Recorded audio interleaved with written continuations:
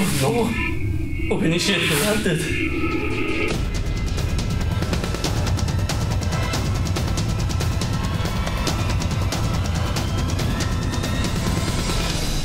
Verdammte sizilianische Partys.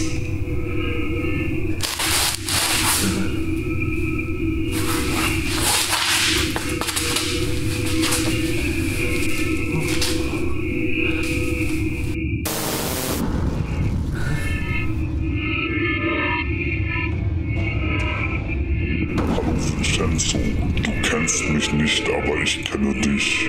Ich möchte ein Spiel spielen. Folgendes wird geschehen, wenn du verlierst. Deine Hosenträger sind hinter dir an einer Apparatur befestigt. Dein Mystery Mayhem Umschlag befindet sich aber direkt vor dir. Wenn du ihn holst, wird Folgendes passieren.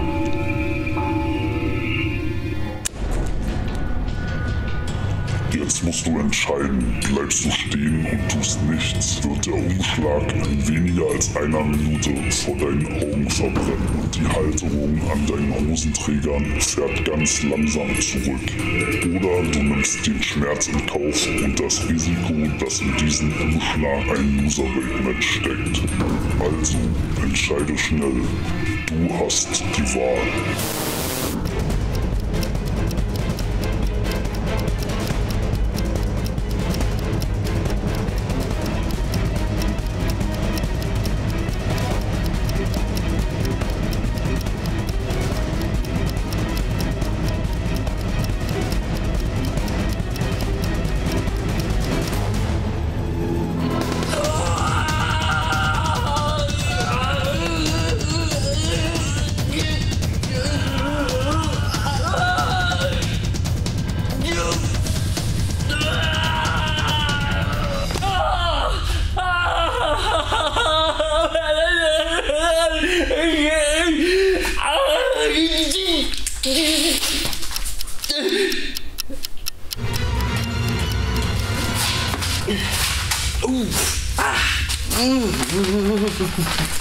Scheiße. Wer, da ist dieser Loserweight-Titel drin.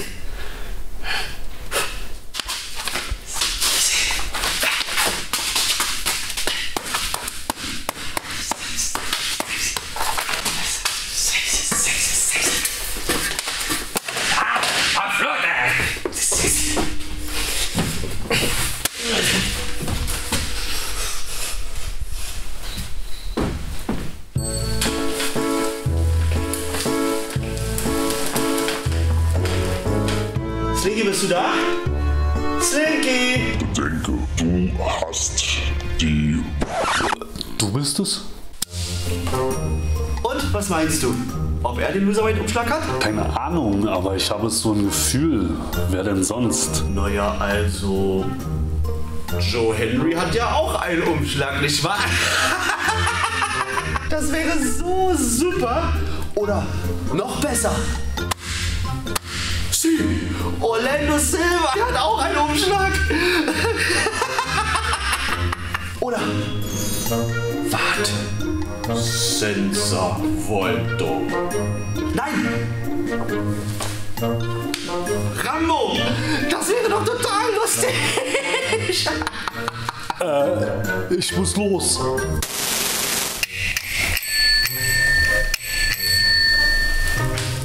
Ihr wollt wissen, wer welchen Umschlag hat?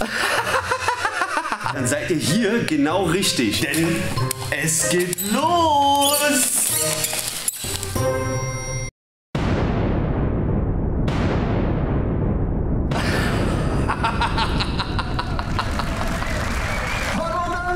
Hier ist Huxleys Hexenkessel! Hier ist Mystery Mayhem! Der erste Kampf beim Mystery Mayhem ist auf einen Pinfall festgesetzt und es geht um den Four Nations Cup Titelshot. Und das bedeutet, der Sieger des nächsten Kampfes erhält eine Chance auf einen Titel seiner Wahl. Egal wann, egal wo, egal gegen wen. 4 Männer, 4 Nationen, eine Chance auf einen Titelgutschein. Fabian Leichner und die große Chance für Cem Kaplan. Er ist so ein bisschen die Unbekannte. Da muss er aufpassen, aber Schlaglich, Cem Kaplan gewinnt. Das ist eine riesen Überraschung. Dieser Mann kann zu jedem Zeitpunkt ein Titelmatch fordern bei der German Wrestling Federation. Wir legen sofort los mit einem Triple Threat Match. Oh, was für ein Knie gegen Lucky Kid. Dover holt sich den Sieg. Alias, dann kann auch nicht glücklich sein. Cem Kaplan hat schon wieder ein Match verloren. Wir können jederzeit, egal was, egal wo, egal welchen Champion der Liga, herausfordern um den Gürtel. Wir sind die Golden Champions. Da warst du bei der Open Challenge im Heavyweight Gürtel. Ich war hier, aber Cem, in einer großen Superjurka im Sandwich, mit dem vorgehen zu sein. Mystery Mayhem, Dancing Shot, on the line. Warst du die Gehones dafür? Chris Colen gegen Cem Kaplan und seine Titelchance. Das ist mich beweisen! Hier in Berlin habe ich meine Freunde! Der meist unterschätzte Wrestler der GWF. Chris Colen, du bist das letzte Hindernis auf meinem Weg nach ganz oben. Dann werde ich den Sieg gewinnen und ich werde euer Heavyweight Champion werden. Bei Mystery Mayhem, Chris Colen, du gegen mich, Cem Kaplan. Es ist offiziell! Es ist offiziell!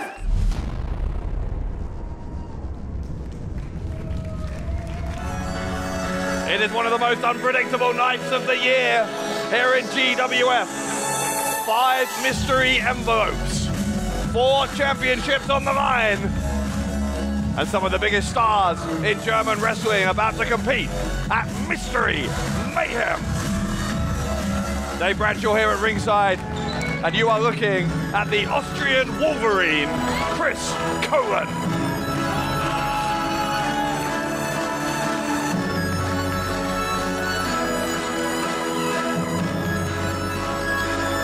I said there's 4 titles on the line, but Chris Colen here with a chance to win something almost equally valuable.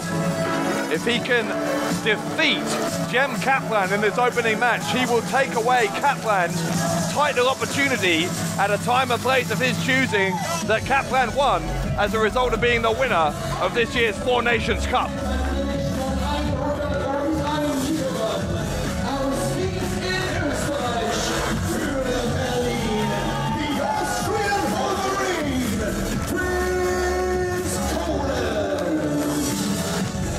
Chris Colen, extremely popular with the GWF fans. But Colen has a real challenge here against Kaplan, who was the surprise winner of that 4 Nations Cup. Kaplan won it in a fatal 4-way match. Fatal 4-way match against Tomla Rufa, Icarus, and Fabian Eichner. Admittedly in controversial circumstances, but Kaplan was really goaded by Colen, as you saw in that video a few moments ago, goaded into putting that 4 Nations Cup championship opportunity on the line, and that's what's going to happen here in our opening match at Mystery Mayhem.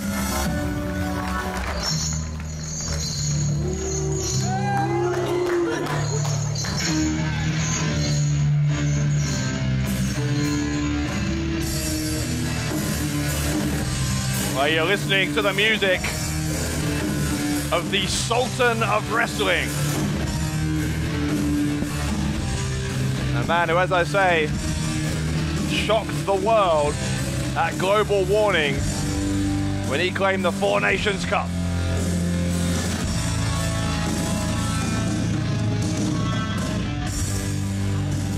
Kaplan is making Colen wait here, making all of these fans in Berlin wait for his arrival.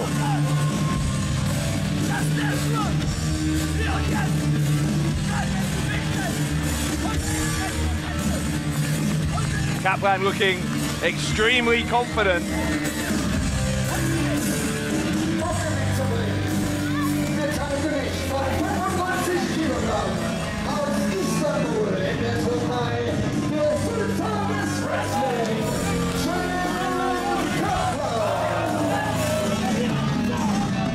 Kaplan with those words just natural on his t-shirt, and Kaplan has proved he is something of a natural, but oh my goodness, Colen jumping over the top rope to start this one out.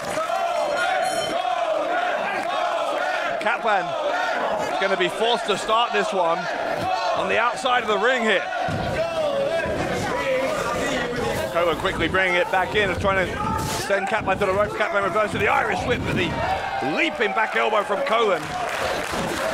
And Kaplan yet to get out of the blocks here. You can hear this huge crowd in Berlin almost unanimously in favor of Colen. Colen with the double underhook. Kaplan pushes him away. Colen blocked the right hand and now unleashing with 4 right hands of his own. He'll send Kaplan to the ropes, countered by Kaplan. Kaplan with the elbow.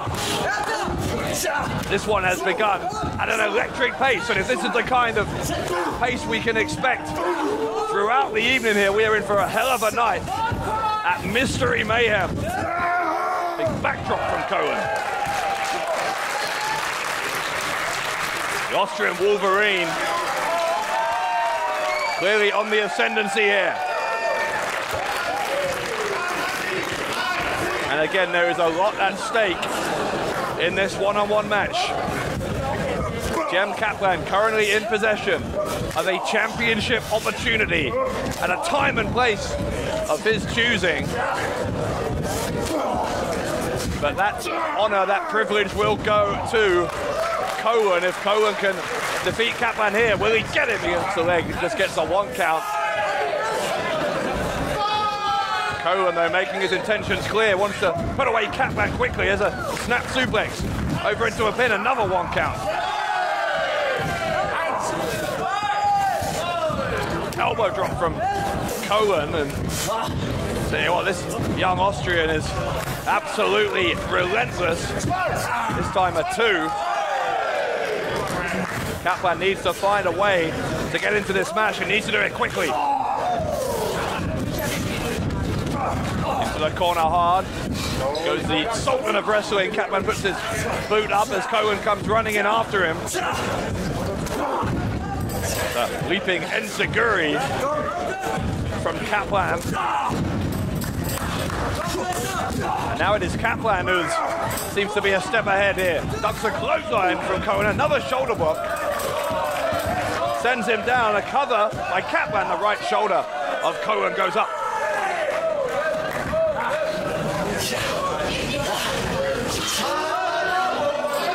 Kaplan finally removing that t-shirt, showing off that extremely impressive physique. Both of these two men very well put together. Kaplan still just around 26 years of age as Colen goes behind for the roll-up, gets a 2 count. Had those shoulders down momentarily, but there's the big boot from Kaplan. May have knocked Colen silly here. Can he capitalize? Not quite.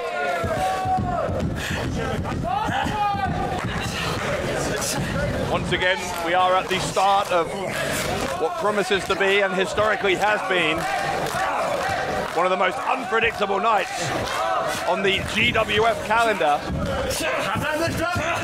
As I'm sure you're aware, 5 envelopes have been earned by 5 of the top stars in GWF. Each of those envelopes contains a shot at one of the 4 GWF championships, the World title, the Berlin title, the tag titles, or the booby prize is the Loserweight title, and none of those 5 men in possession of those envelopes know which one they hold, nor will they know until they open those envelopes later on tonight.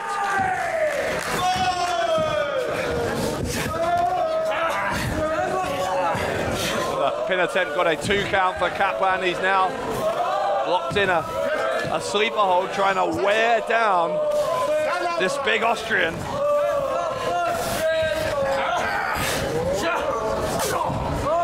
Kaplan is out here on his own tonight without his manager, the legendary Ali Aslan. Safe to assume, though, I think that Aslan won't be too far away as Kaplan drops Colen and again goes for the cover, again a 2 count.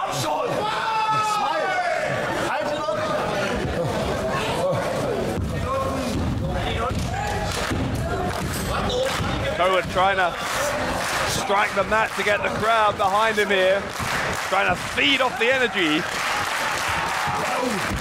of this crowd in Huxley's.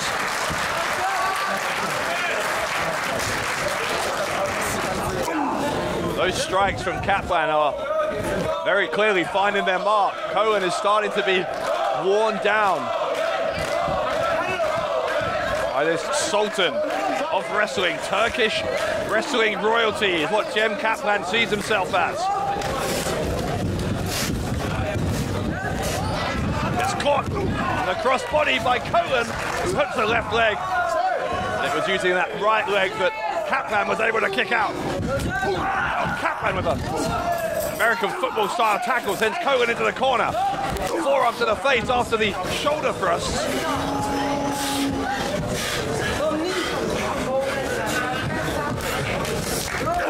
And Colen now putting the boot in. Repeatedly stomping the chest of Colen.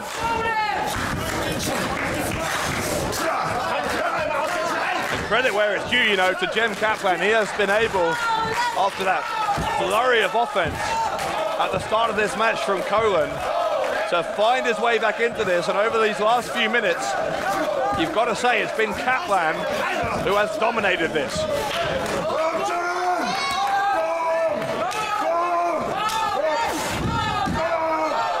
Colen is asking for more. Kaplan happy to oblige, and I don't know what Colen is doing, asking for more punishment. This time, a boot to the head. Colen maybe unconscious. Kaplan to retain, and no. Shoulder goes up.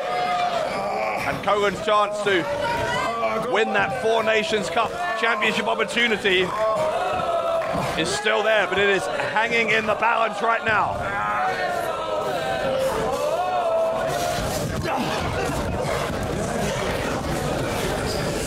Kaplan will send Colen into the corner. Follows him in, but eats the elbow of the Austrian Wolverine as a second rope clothesline.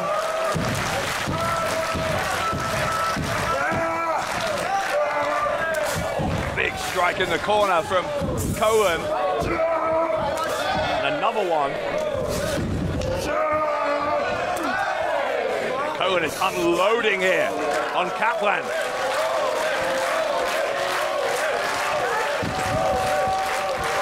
Colen runs into the boot. Kaplan going to try and come back at him. Colen picks him up, turns him over with a power slam. Going to go for the cover. No, Colen thinks better of it. Colen maybe is going to look to end this here. And Colen trying to find his balance on that top rope. Elbow right into the heart of Cem Kaplan. Colen may have hurt himself in the process though. Trying to grab the body of Kaplan. Got those shoulders down, leg hook 2 count, and Kaplan out again.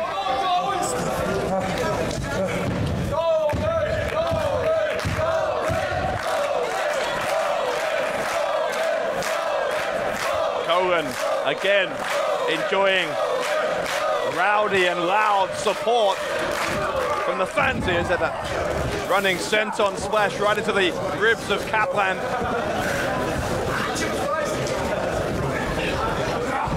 Colen measuring Kaplan now. Gonna go for that Uranagi slam. He calls it the Austrian pancake.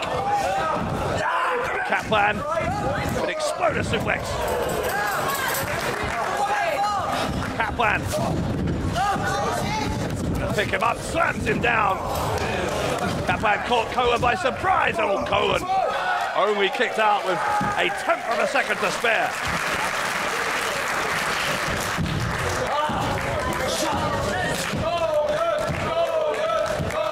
Kaplan, wide-eyed, mouth open, trying to force as much oxygen into those lungs as possible. This has been a physically intense opening bout here at Mystery Mayhem. He's gonna look for the doner kebab. That's why he's got Colen on his shoulders. Colen knew he had to escape. And did so. Now these two are exchanging chops.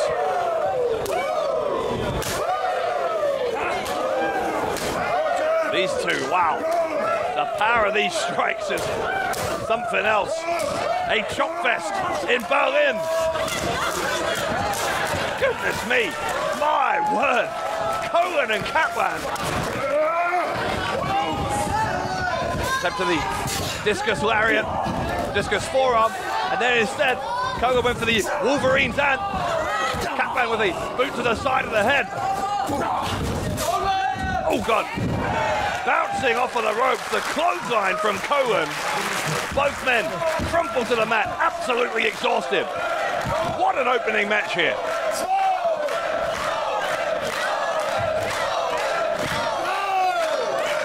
Referee has a count on. I think he's up to a count of 6 already. Of course, if this one's a draw, then Kaplan keeps that Four Nations Cup. That's why Colen has perhaps the greater urgency in getting to his feet, which he has now done, albeit with the assistance of the turnbuckle. Kaplan tries to charge at him, ends up deposited on the top turnbuckle. Colen with evil intentions here for the Sultan of Wrestling. Up to the top rope goes Colen, looking for the superplex. Kaplan up there with him, and a superplex lands from Chris Colen.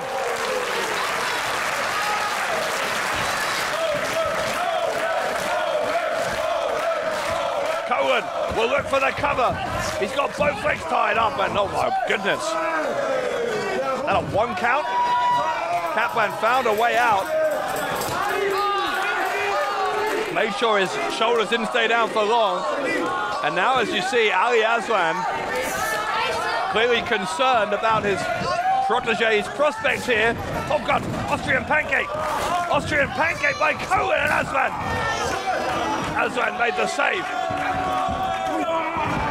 Aslan striking Colen.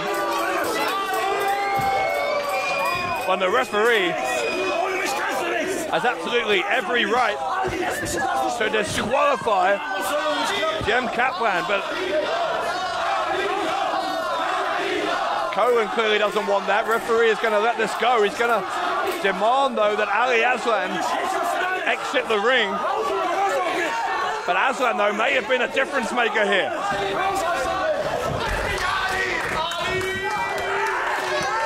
Kaplan will look for the doner kebab and nails it. Colen is out, Colen is out, and Colen, no he's not, no he's not.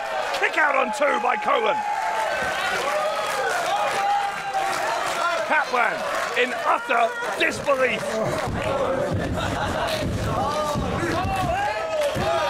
Even the assist from Ali Aslan, not enough to push Cem Kaplan over the finish line.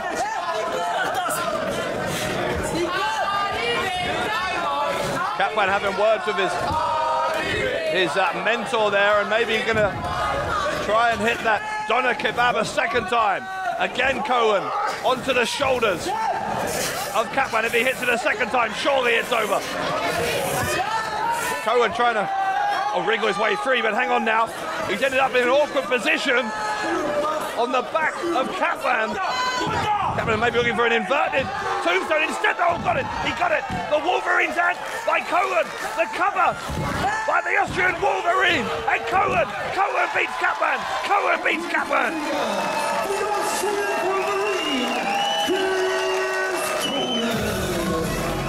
Chris Colen with the Wolverine and victorious over Cem Kaplan.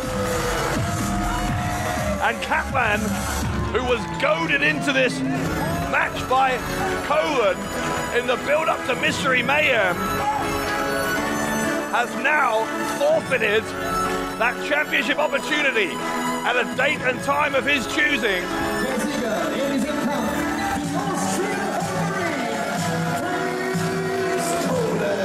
Our ring announcer confirming Chris Colen the winner And as I say, that is a huge, huge victory. Hard fought as well for Colen. And it means that Colen is put in prime pole position, if you will,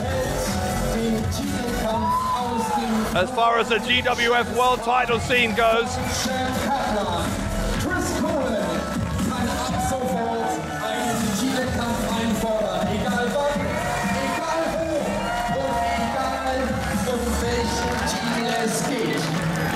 Our ring announcer confirming that Chris Colen now gains possession of the Four Nations Cup and that title opportunity that it carries with it. Kaplan is beside himself with frustration.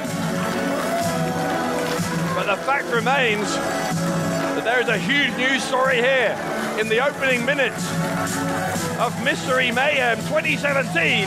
Chris Colen, the new holder of the Four Nations Cup.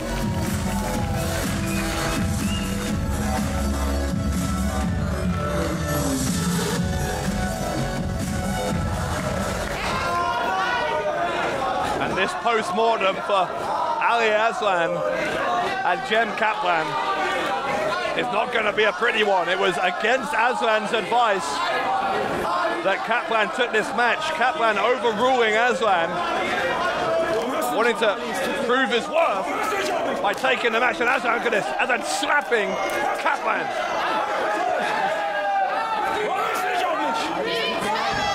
God, Aslan assaulting Cem Kaplan.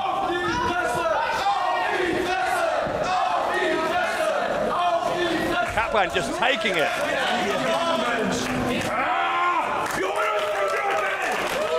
Aslan laying down the law here. An important lesson learned for his protege, Cem Kaplan, who leaves here at Mystery Mayhem empty-handed. Der nächste Kampf ist ein Six-Man Elimination Match. Und es geht um den German Wrestling Federation Loserweight Championship. So the first of 4 championship matches here at Mystery Mayhem. And here comes the man with the dubious honor of holding the Loserweight title.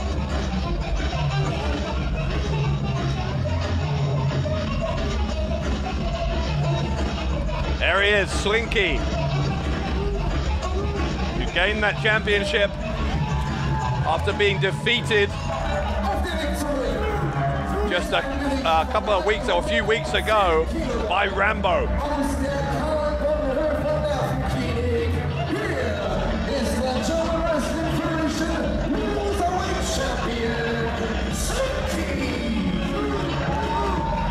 Slinky defeated in a matter of moments by Rambo with the Caribbean cutter.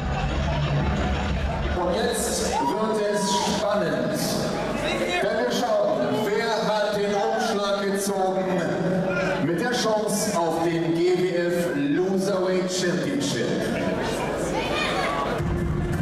Well, we're about to find out which of our 5 envelope holders has the bad luck of being drawn into this Loserweight Championship. Is it Joe Hendry, Senza, Volto, Rambo, Orlando Silva, or Vincenzo Coccotti? Which of the Mystery Mayhem envelope holders will it be? Oh my!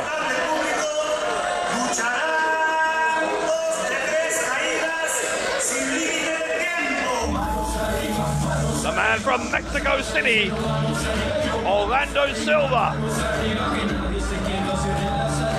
with the least valuable of those 5 envelopes, has been inserted into what will be a 6-person elimination match for the Loserweight title. Orlando Silva.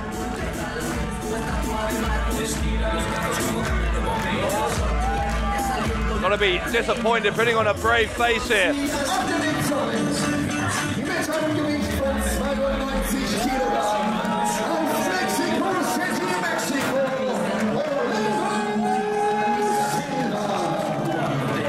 Silva Cruger is indeed from Mexico City, moved to Germany several years ago. He's former world champion here in GWF, former Berlin champion. Would have liked the chance tonight to regain either of those or to gain the tag title, the championship he's never held.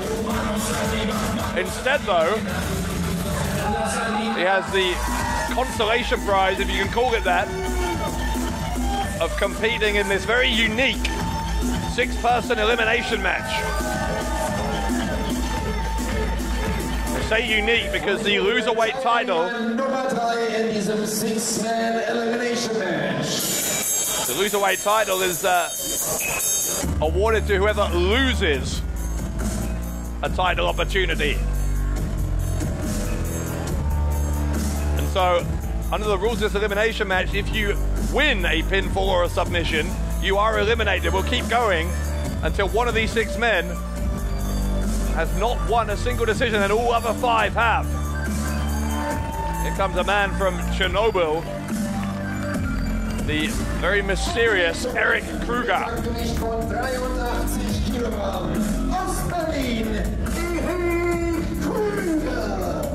Eric Kruger, the brother of Adam Kruger, another competitor here in GWF.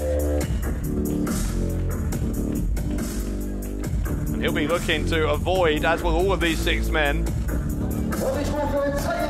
the Loserweight title.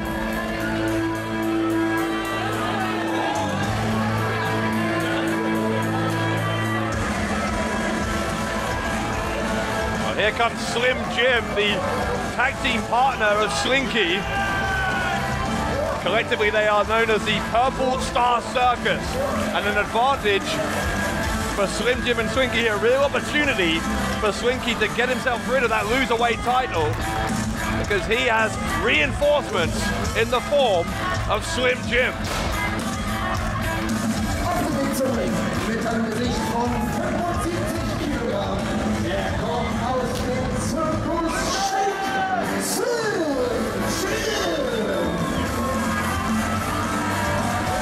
So 4 of the 6 men in this elimination match have entered the ring. A couple still to come.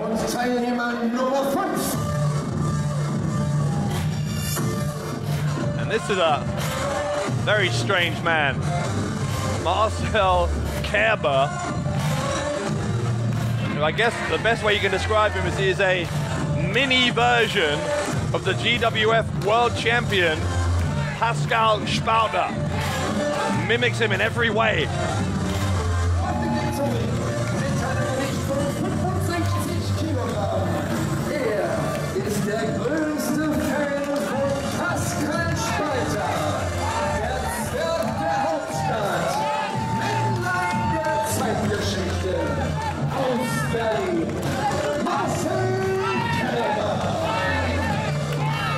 Absolutely beyond me why anyone would choose Pascal Spauder as their role model, but I guess if Spauder is the man of the capital, then Kerber has been called by some, somewhat unkindly, the dwarf of the capital. Kerber looking to gain success here and be a positive omen for his hero Spauder, who of course has a big world title match coming up in our main event. But right now, here comes the 6th and final competitor in this Loserweight title match. A man whose tenure here at GWF has been mired in controversy, Martin Guerrero.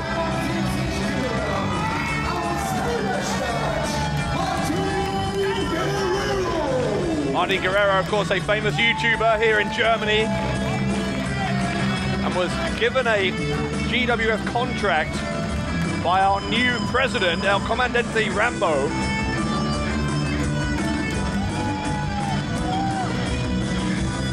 Guerrero helped Rambo to become the president in controversial circumstances, but the first match that Guerrero was given as thanks from Rambo was against Murat AK at GWF Election Day, and Murat absolutely demolished Martin Guerrero. So much so that it seemed inevitable Guerrero was going to be included among the contenders for the Loserweight title.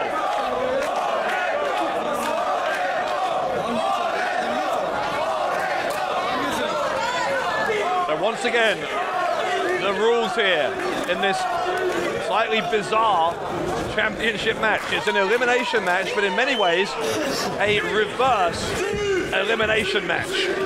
If you win a fall by pin or submission against any of your 5 opponents, then you are free to leave and will not end this match stuck with the Loserweight title. We talked about El Comandante Rambo, by the way. You'll notice that the referee here is Ahmed Chair. Rambo has insisted will be a referee here. I guess it's a demotion, a humiliation for the man he defeated in that battle for the GWF presidency. And Chair is getting involved from the get-go, separating these 6 men out. And Ahmed Chair getting the loudest support of anyone here.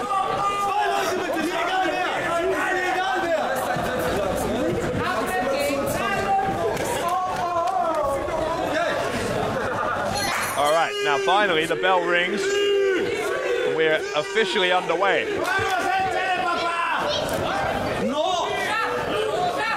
Orlando Silva, who was the mystery entrant here by virtue of his ownership of one of those 5 mystery Mayhem envelopes. He's in there against Eric Kruger. Silva with the shoulder block takes Kruger down. Goes for the leaping elbow from a standing position. And then a Hurricane Rana. We said Silva from Mexico City originally. He sees shades of that Lucha Libre style. Slim Jim who's in there now.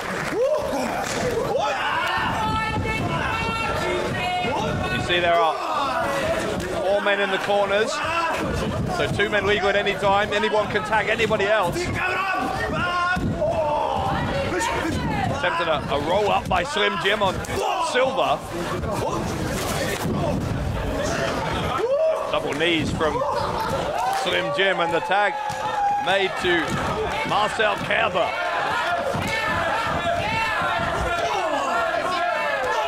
Kerber with exactly the same moveset, bizarrely enough, as our GWF World Champion, Pascal Spouter, including the That's a Wrap, the Olympic Slam that Spouter has used to put away so many of his World Championship opponents. Here comes Guerrero now. A high knee on Kerber. And the drop kick from this YouTube star turned wrestler.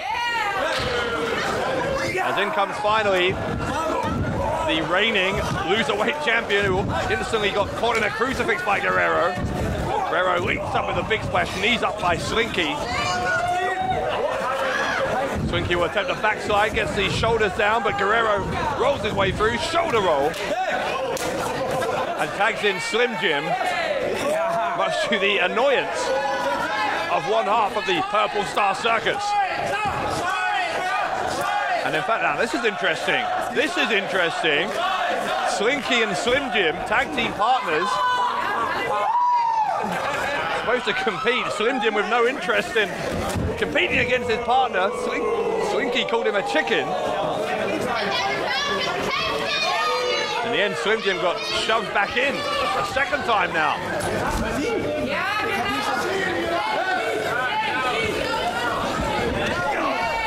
Even when they're on the same page, Slinky and Slim Jim are one of the more bizarre tag teams in GWF history. On the shoulders there briefly was Slim Jim, but in the end, Slinky's got the double underhook, the overhead suplex.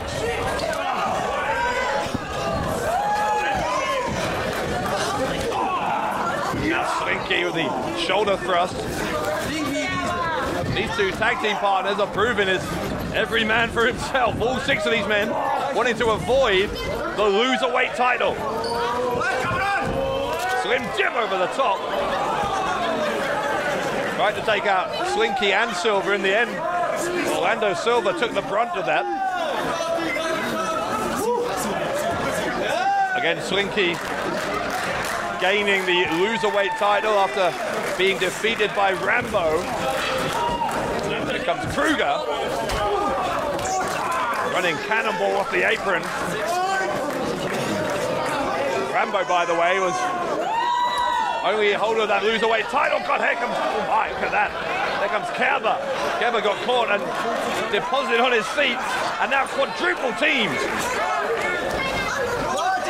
Oh, Guerrero, he gets caught as well.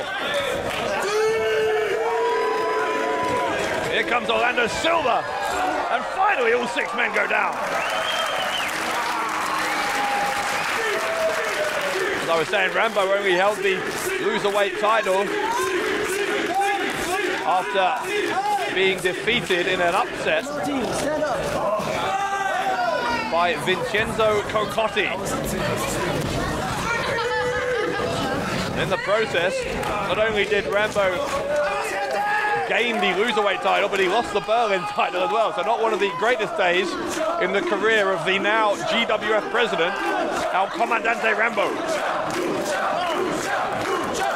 Rambo, of course, hoping to have a better night tonight. He's one of the remaining 4 envelope holders as we advance through tonight. We know he won't be in the loserweight title match, so whatever opportunity he's given, it will be one I'm sure he's happy to have.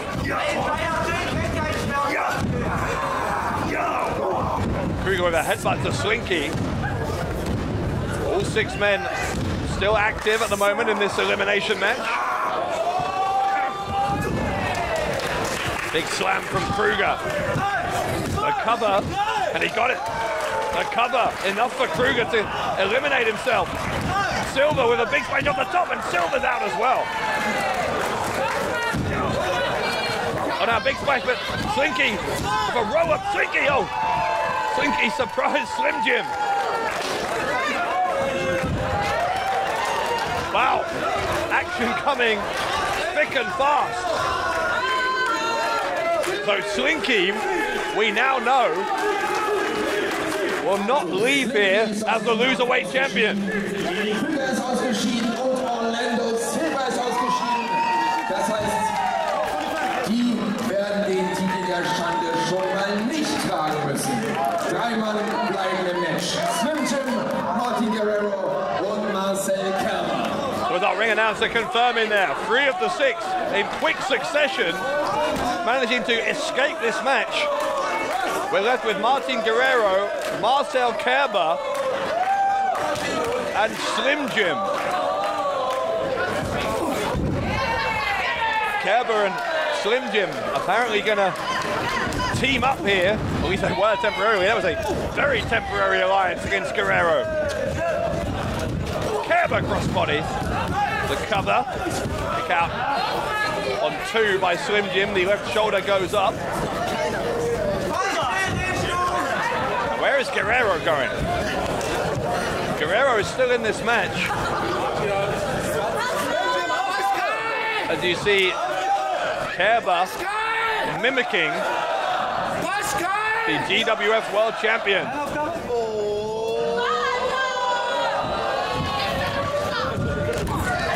Goes on right to the back of the neck of Slim Jim. And a cover by Kerber, but again Slim Jim out on 2. Of course, Spouter, as I said, with a huge match coming up tonight. He is 1 day short of a year-long reign with the GWF World Title. And defending a triple threat match against Moose and one of the envelope holders later on. What is this now? Guerrero has put a mask on Kerber, and that has terrified Slim Jim. Slim Jim was taken by surprise, to say the least, by that unexpected donning of the mask by Kerber. Slim Jim now balancing on the top rope. A double foot stomp right between the shoulder blades of Kerber by Slim Jim. Belly to back suplex by Guerrero. The cover and another kick out of two. Guerrero looking to find his way out of this match. Another pin attempt, but Guerrero unable to keep either of his shoulders, either of his opponent's shoulders, down on the mat for 3 seconds.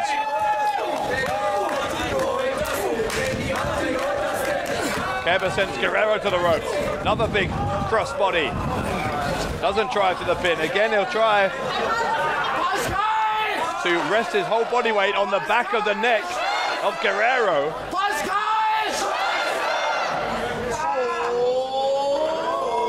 And Kerber, again with the clothesline to the back of the neck.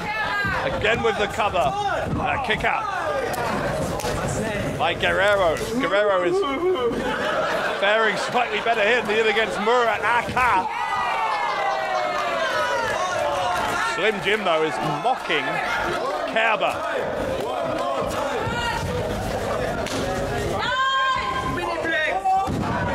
Big suplex now by Kerber. This is bad times here for Guerrero because Slim Jim and Kerber seem to have rekindled that alliance that they had temporarily earlier on in the match.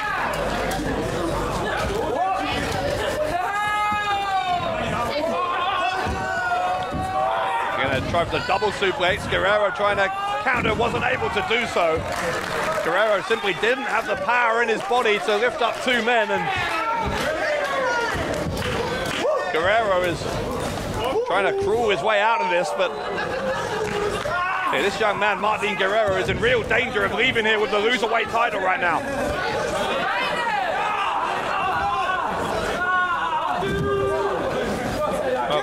It looks like Slim Jim and Kerber are arguing over which of them's going to apply a half crab to Guerrero. In the end, they worked out, he's got two legs, we can both do it.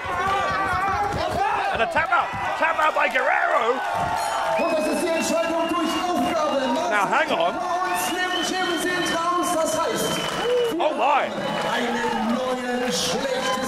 Well,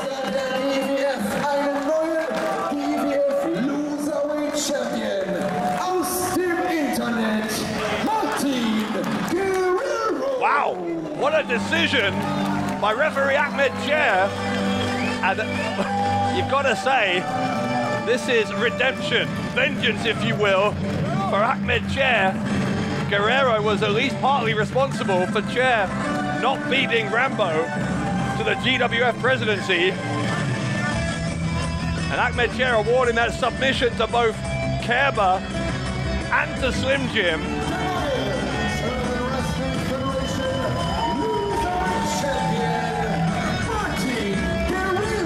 Ahmed Chair is barely suppressing a smile here as Guerrero is awarded the least prestigious championship in all of professional wrestling, the Loserweight title.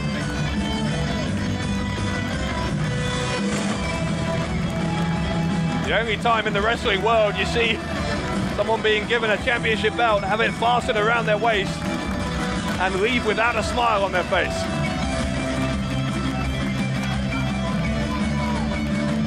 Guerrero, frankly in disbelief.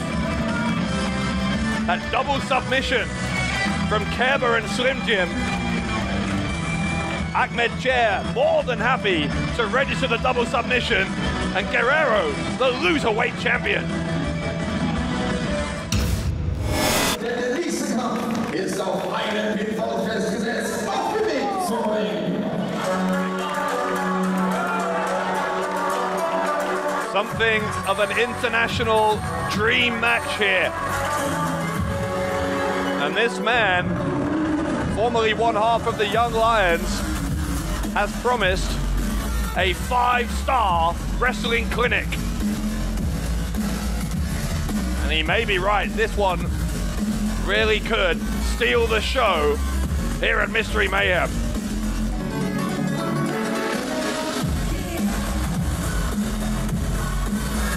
The enigmatic Lucky Kid, a GWF favorite, but with a real challenge on his hands tonight in Berlin.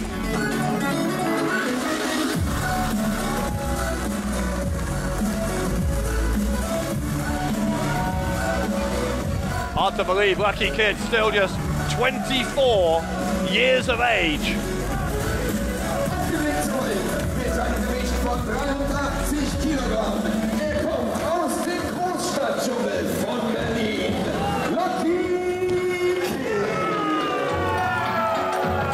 Lucky Kid, with over 10 years experience, despite his young age, started wrestling at the age of just 14. He's competed around Europe for OTT, WXW. He's in various different places. Held tag team titles over a dozen times.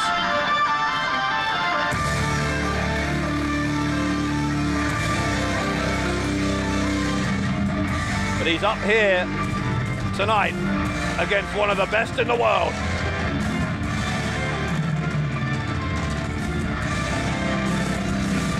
Ladies and gentlemen, feast your eyes on Donovan Dijak.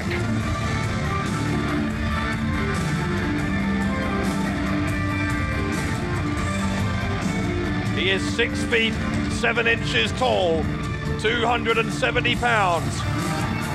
And even though he's only been wrestling for 4 years, he has made quite an impact.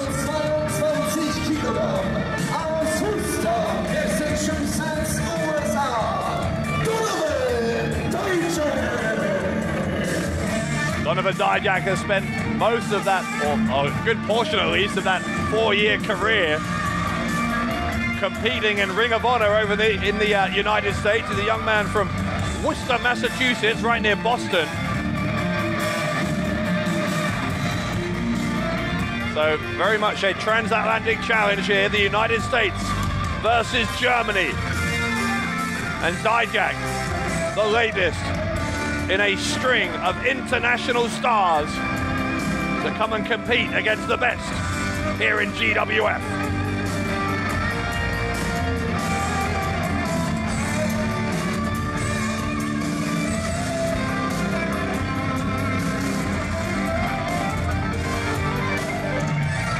A sense of anticipation in this arena that you can almost physically feel.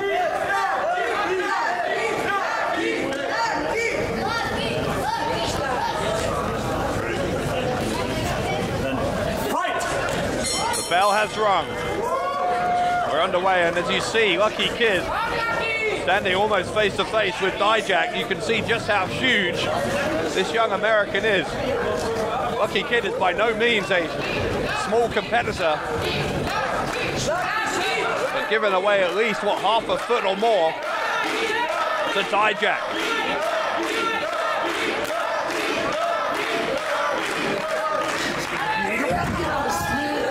Collar and elbow tie-up. Dijak with that extra height, giving him the leverage advantage. You see how he's able to tower down on the tower over, rather. Lucky Kid. Kid counted into the corner, and we get a clean break.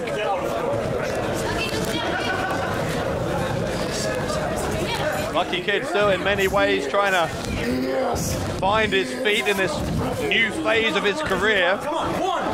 Still very recent. We get another clean break.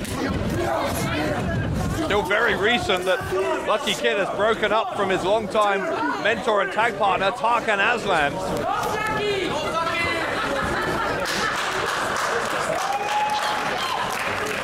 And this one has been started in very sporting fashion. A handshake. Oh, God.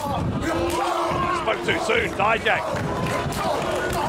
laying into Lucky Kid with a beating here. Look at him stomping away at this young man here in his hometown, Lucky Kid. See the aggression of Dijak. The pace has quickened. Lucky Kid trying to go forearm for forearm with Dijak, but Dijak, that extra body weight, clearly the more impactful striker. Shoulder roll and a duck of the clothesline by Lucky Kid. A Hurricane Rana, and Dijak then flying to the outside. Kid with the handspring hits Dijak in the face with the back of his heels.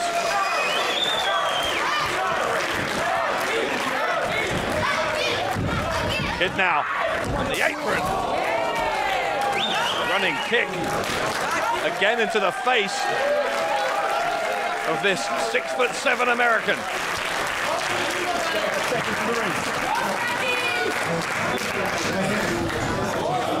Lucky Kid looking for a double axe handle. He got caught though.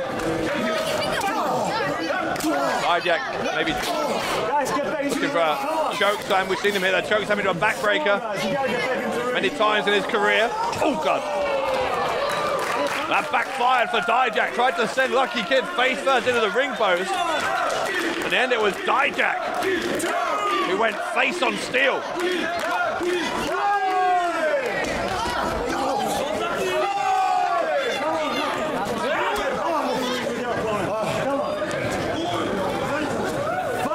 They are brawling out into the arena now.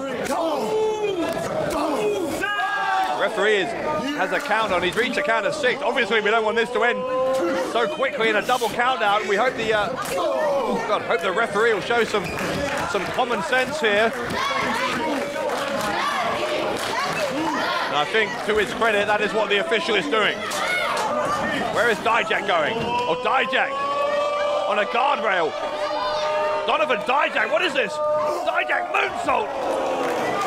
He smashed Lucky Kid right in the head. I think with his shin. Incredible agility for a man the size of Donovan Dijak.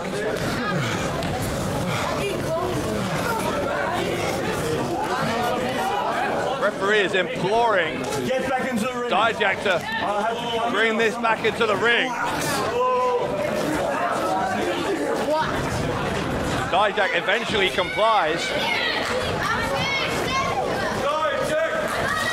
Dijak will go for the cover. Lucky Kid is not done yet.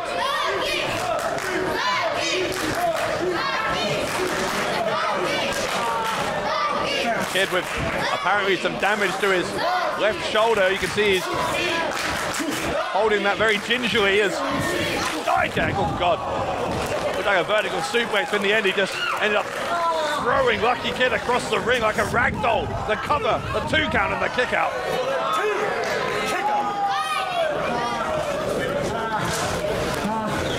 It looks like Lucky Kid may have done some damage to his lower back as well. You can see he's got pain ravaging his body in more than one part of the anatomy here.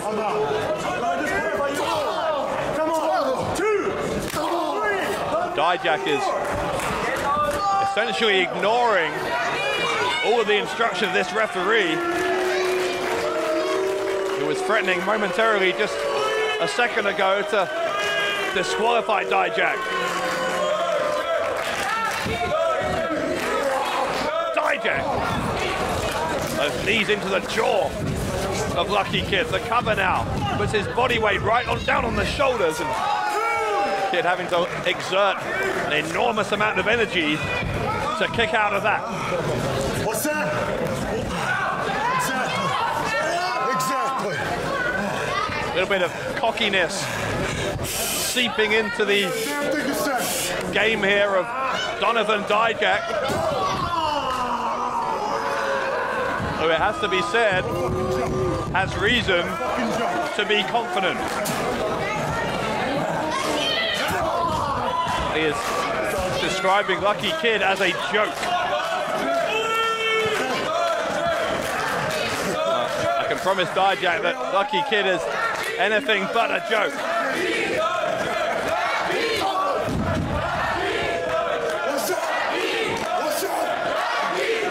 Dijak, though, has Clearly getting a kick out of the Berlin fans' support for their hometown hero. He loves being the antagonist as Dijak as a backbreaker, the cover. Kid kicked out, but that's going to do no favors whatsoever to what was apparently an already damaged lower back. Oh, so we're going to come to the ring and do something about it? He's not. Dijak continuing to jaw off here to the crowd. Lucky Kid with just trying to do whatever he can to get some feeling back into that body. When your back is hurt, it affects your entire body. As you know, the back is the nerve center, literally, to the entire rest of the human body, and Lucky Kid is essentially immobile here. This time he grabs the leg. Signs of life here from Lucky Kid. Bowline, leaping kick to the back of the head. Lucky Kid has found a second win. Through the charging elbow. But where has this come from? Where has this energy come from? Dijak keen to cut it off as soon as he can. The handspring, the back elbow by Lucky Kid. And Kid trying to surprise the big man with the cover. Kick out on 2.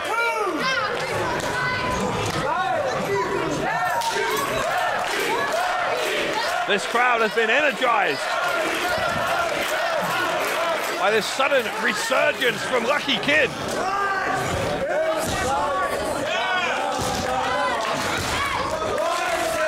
Kid will ascend to the top turnbuckle. Lucky Kid missile dropkick. Oh God, and Dijak was sent plummeting backwards. The cover and a kick out on 2, but Dijak hit his head hard on the back of the turnbuckle. And Lucky Kid trying to apply that lion's cage, the crossface. Dijak got immediately to the ropes. Knew he was in trouble if Kid was able to cinch down on that submission hold. Dijak, he's gonna look for that finishing move of his own. The feast your eyes. Kid escaped, but he ran straight into the knee of Dijak. Will that do it? Kid may be unconscious. And on instinct alone, Lucky Kid kicked out. Again trying for the feast your eyes. Oh no, he's not, he changes it. Sit out, slam, and a kick out.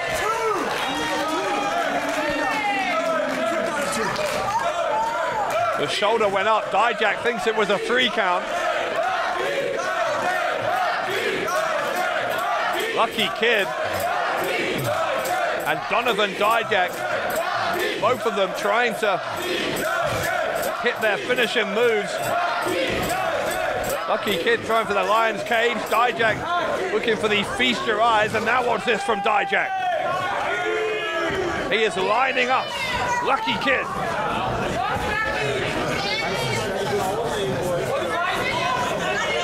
Kid turns around and walks right into the hands of Dijak. We'll look for that chokeslam backbreaker. Kid again, knowing he has to break this grip of that huge hand of Dijak, and finally he manages it. Knee to the jaw by Kid. Kicks Dijak away. Kid leaping DDT from Berlin's own.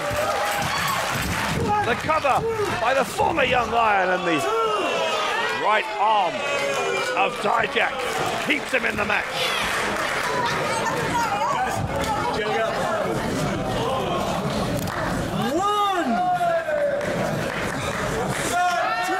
Again, both men down. Dijak has dominated large portions of the match. But Kid, Lucky Kid, with those flurries of offense that have taken this big American by surprise.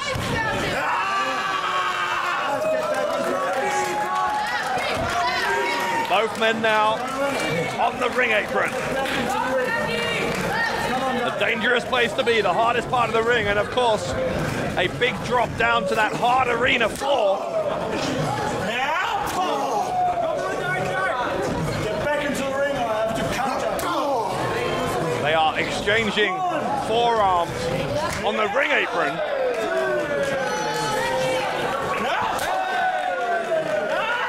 Kid had the upper hand momentarily, but Dijak fighting back. Both of these men teetering ominously here.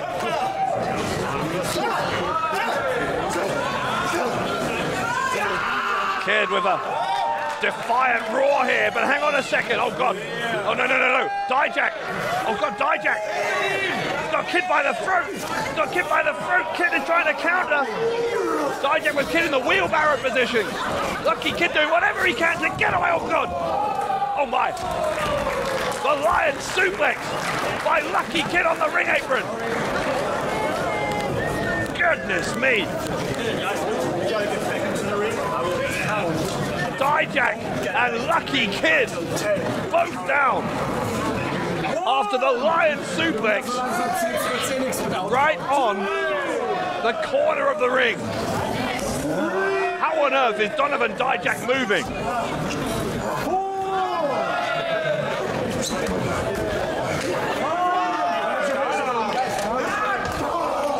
Referee again applying a count. He's up to 5, but again showing some leniency.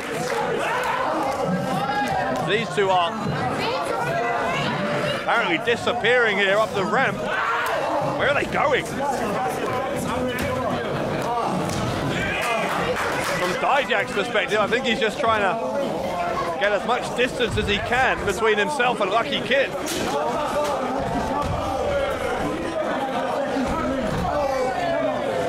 Lucky Kid is looking to, oh God, no, no, no, no. I was about to say Kid is looking to take advantage, but he's ended up on the shoulders of Dijak. Kid looking to take the big man down and finally does, and that knee to the head. Dijak on jelly legs. Oh God, what's Lucky Kid thinking? Lucky Kid up on the stage. Lucky Kid off the top. Oh God. A leaping dive, the somersault takes out Donovan Dijak.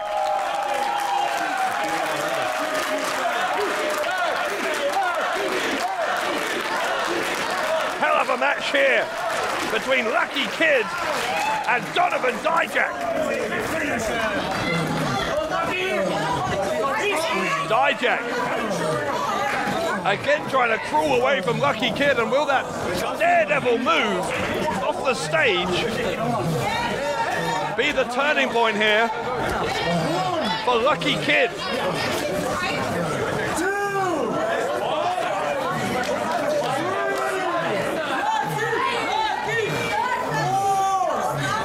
Referee has restarted his count, and Dijak rolled back in by Kid.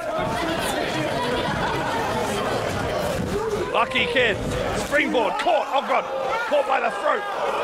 No, no, no, Dijak. Dijak backbreaker, oh my God. Have you ever seen a backbreaker like that? Have you ever seen, oh God, Lucky Kid kicked out. Lucky Kid kicked out. My word. One of the most lethal looking backbreakers we've ever seen. And still Lucky Kid kicked out on 2. Moonsault, knees up. And Kid, Lucky Kid. Kid looking for the Lion's cage. Maybe the feast your eyes. The feast your eyes. Got him. No, he didn't. Counter, counter. The roll up by Kid. A roll up by Kid and a kick out on 2 by Dijak. What a match. What a match. Booted to the head and the forearm. Dijak with a primal scream here. The hands are in caught. Oh, he's caught. Lucky Kid caught. There it is. The feast your eyes. Dijak. Leg hook. Leg hook. What? What? Lucky Kid kicked out again.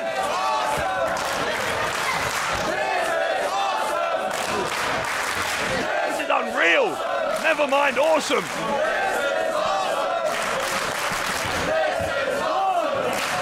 Back and forth, to and fro between Donovan, Dijak and Lucky Kid.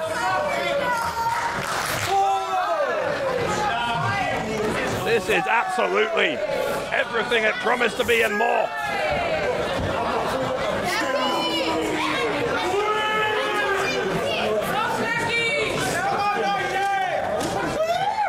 Dijak is complaining about something to the referee. The only thing he needs to be complaining about is the fact that he has been completely unable to keep Lucky Kid's shoulders down. Dijak with a nonchalant boot into the face of Lucky Kid, trying to show that he is not worried by this challenge, but there must be a part of Donovan Dijak's brain that's wondering what else he can do to Lucky Kid.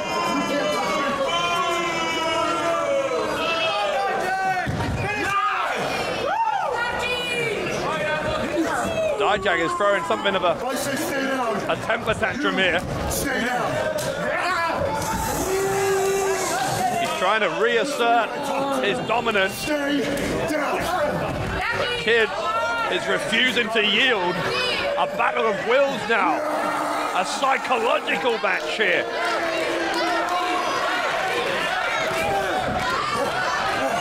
Kid has grabbed the leg of Dijak. Oh, wow. My God, did you hear that kick? That kick echoed around the arena. As did that one. He went for the feast your eyes a second time. The counter, the counter. Oh, what a counter, what a counter, what a counter by Lucky Kid.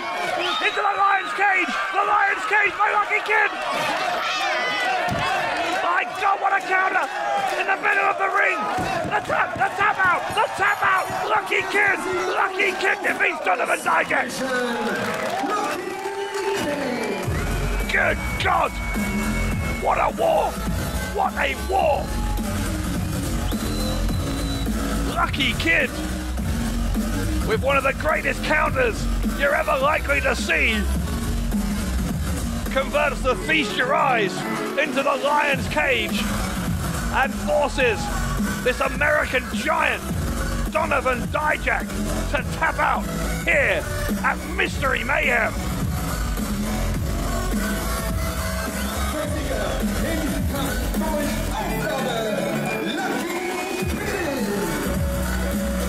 Lucky Kid with one of the finest victories of his career.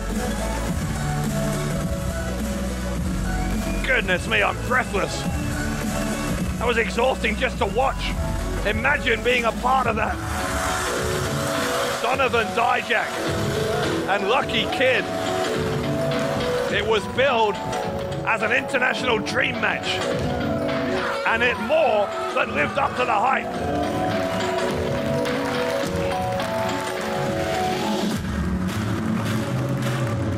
Lucky Kid with reason to celebrate tonight in Berlin. A truly stunning victory for that young man. And it is party time here in Berlin. Donovan Dijak brought his A game here to Mystery Mayhem against this young lion, a GWF institution in Lucky Kid. And although Dijak has all the self-confidence in the world, tonight the world got to feast their eyes on that man. Lucky Kid, your winner here against Donovan Dijak at Mystery Mayhem 2017. Dieser Kampf des heutigen Abends ist auf einen Pinfall festgesetzt und es geht um den German Wrestling Federation Tag Team Championship. Tag Team Championship about to be decided here at Mystery Mayhem. And we know who the champions are. They are Cash Money Mafia. What we don't know is who their opponents will be tonight in Berlin.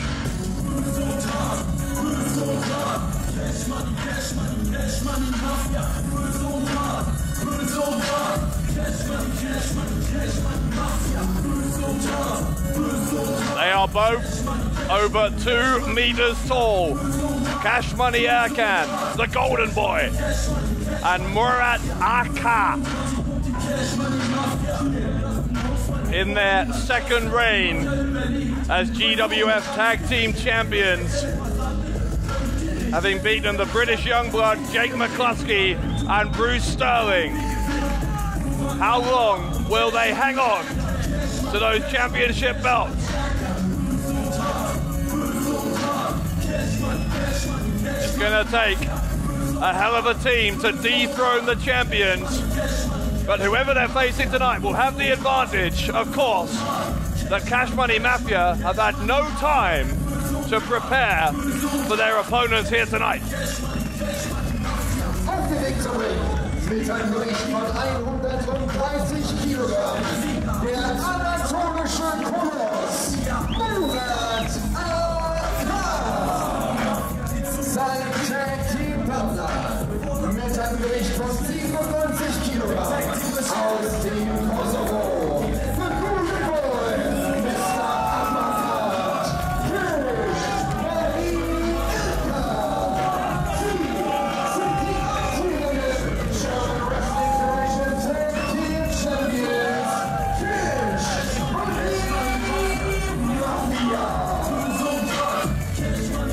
Erkan and Murat looking confident as always.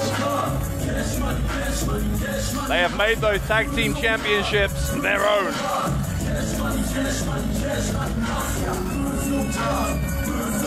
We know there are 4 envelope holders left. Senza Volto is one of them.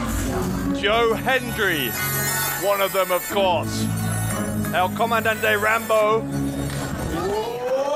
and Vincenzo Coccotti. Which 2 of those 4 men are about to challenge for these tag team titles?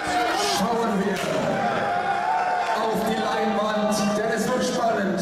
Wer hat den Umschlag gezogen mit der Chance auf den Tag Team Championship?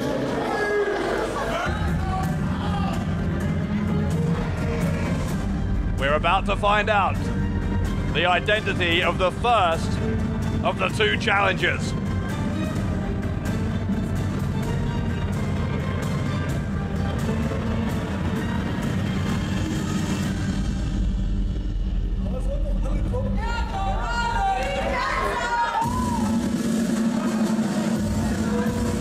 Oh my! It's El Presidente, the president of GWF, Rambo, has drawn an opportunity at the tag titles.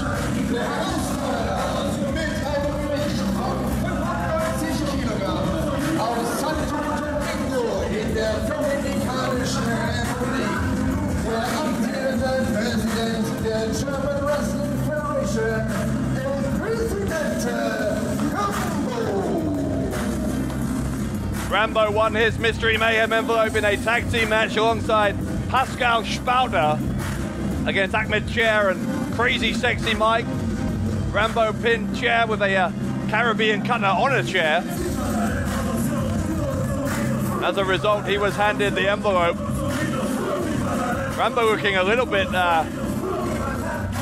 nonplussed, it seemed like. I don't know whether he's found out who his partner's going to be or whether he's just upset that it's a tag team title challenge. Maybe he was hoping for the opportunity to challenge for the Berlin title or the world title. Schauen wir auf die Leinwand.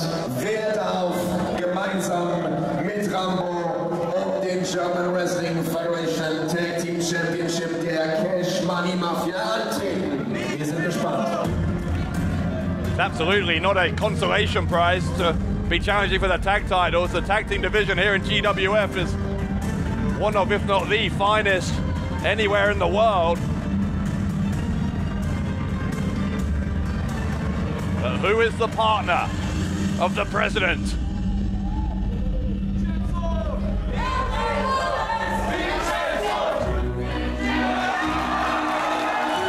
Oh my word! Vincenzo Coccotti. And no wonder Rambo doesn't look very happy.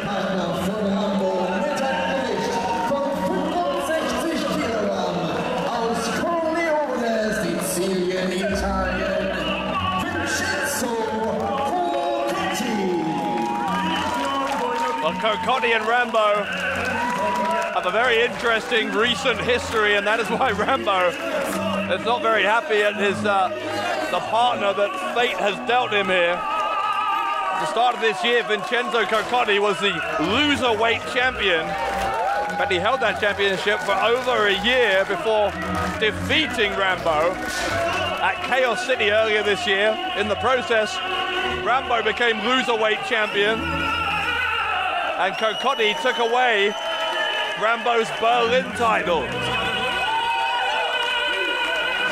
Since then, both of those men have lost possession of their respective titles, but there is no love lost between crowd favorite Vincenzo Coccotti and the president of the German Wrestling Federation.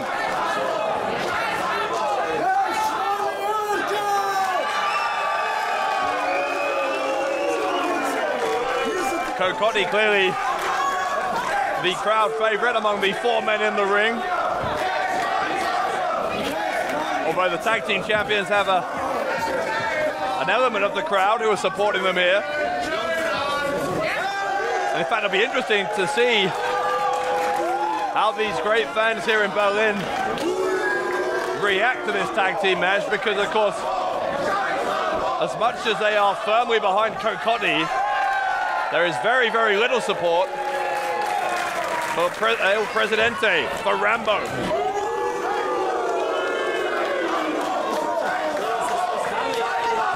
But for tonight at least, Coccotti and Rambo, a veritable odd couple. The kind of unpredictability, kind of strange combinations that Mystery Mayhem can produce.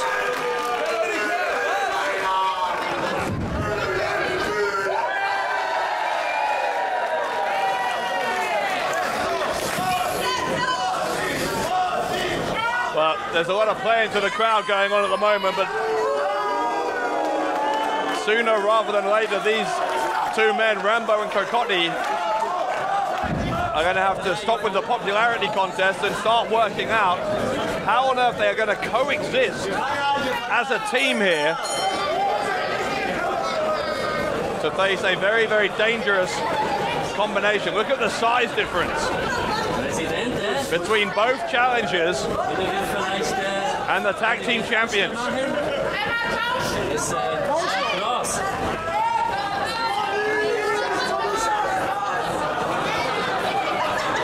Well, whichever way round you do it, boys, I think the difference is going to be pretty dramatic either way.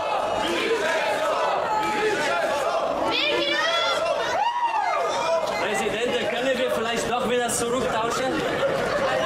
Coccotti and Rambo discussing strategy, but Rambo getting a little bit frustrated here at the happy-go-lucky attitude of his temporary tag team partner. If I say temporary, of course, if these 2 were to somehow win the tag titles here, it could be a much more permanent arrangement. Imagine Rambo and Coccotti as the tag team champions.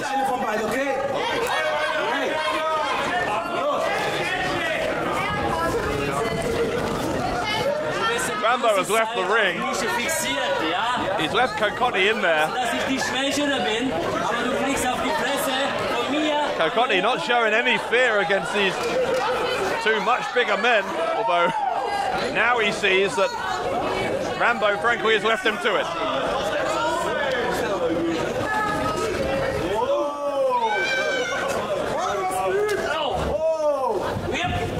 This looks like something of a mismatch.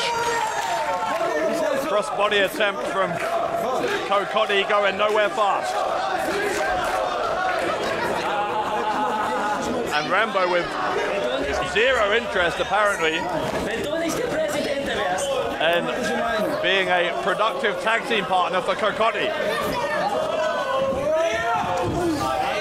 Coccotti rammed straight into the boot, that size 15 boot of Cash Money Air Can. Coccotti trying to use his speed.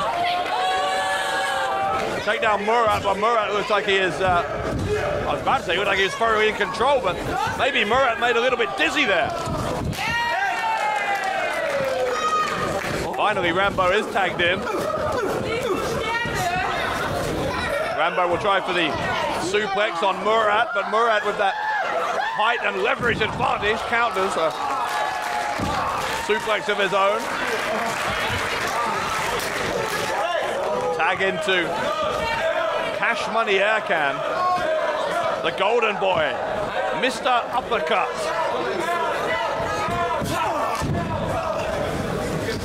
Great tag team synergy on display from the champions.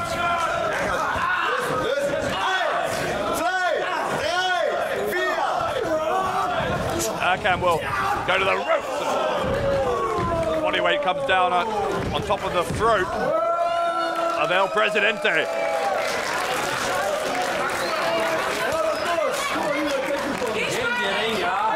Of course, one element we haven't talked about in regard to these Mystery Mayhem envelopes, the fact that we know that it's Coccotti and Rambo who are challenging for the tag titles, means that we know there are only two envelopes left. Joe Hendry and Senza Volto. One of them to challenge for the Berlin title against Tarkan Aslan a little bit later on. And one of them to join the GWF World title match. Pascal Spauter, the champion, defending against Moose and the remaining Mystery Mayhem envelope holder. Those two matches coming up a little bit later on, but right now, it's all about those tag team titles as Rambo got the clothesline, but leaping uppercut from Erkan got him on the second time of asking. Big knee drop right into the throat of Rambo, gets a 2 count.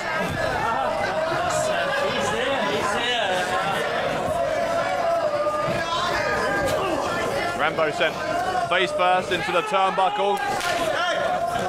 The champions keeping their opponents firmly in the champion's own corner here. Rambo isolated as far away from his own corner as possible. Murat with that giant hand just shoves Rambo into the corner. Follows him with the clothesline. The President is in trouble as he eats the boot of the enormous Murat Aka. Again, the Cash Money Mafia in their second reign as GWF Tag Team Champions. Murat will go for the cover, a kick out on 2 by Rambo.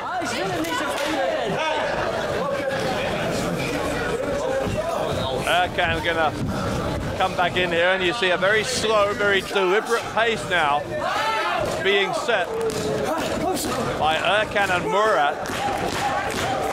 Very methodical, very systematic. They attempt to take out Rambo with a neckbreaker from the GWF President. Gives him a little bit of respite. Coccotti is cheering on his tag partner. Hard to get over what a bizarre pairing Coccotti and Rambo are. Oh, wow. Running tiger uppercut from Cash Money Erkan. Rambo is completely vulnerable, completely out of it, it seems like, on the turnbuckles. Erkan will come again, another uppercut. Rambo is out. Rambo may be out, and this tag title match, surely just a formality now, because Cash Money Aircan, you get the feeling, could finish Rambo at a moment's notice.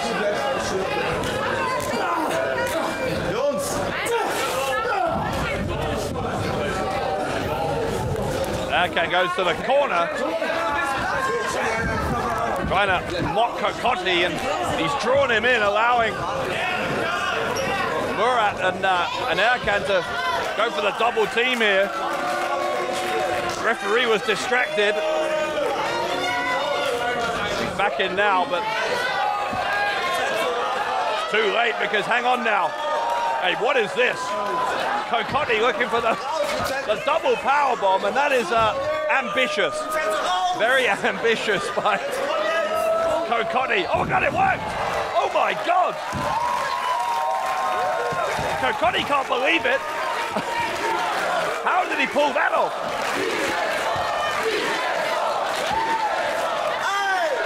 One of the more surprising feats of strength we've ever seen here in GWF. And Rambo makes the tag to Vincenzo. Coccotti now finding his offense again. Somewhat ineffective against the tag team champion. Oh! Champions hit each other. Coccotti, top rope. Here comes Vincenzo Coccotti. Double cross body. The shoulders of the champions are down, and somehow Coccotti was just a half second away from winning the tag team titles for himself and for Rambo.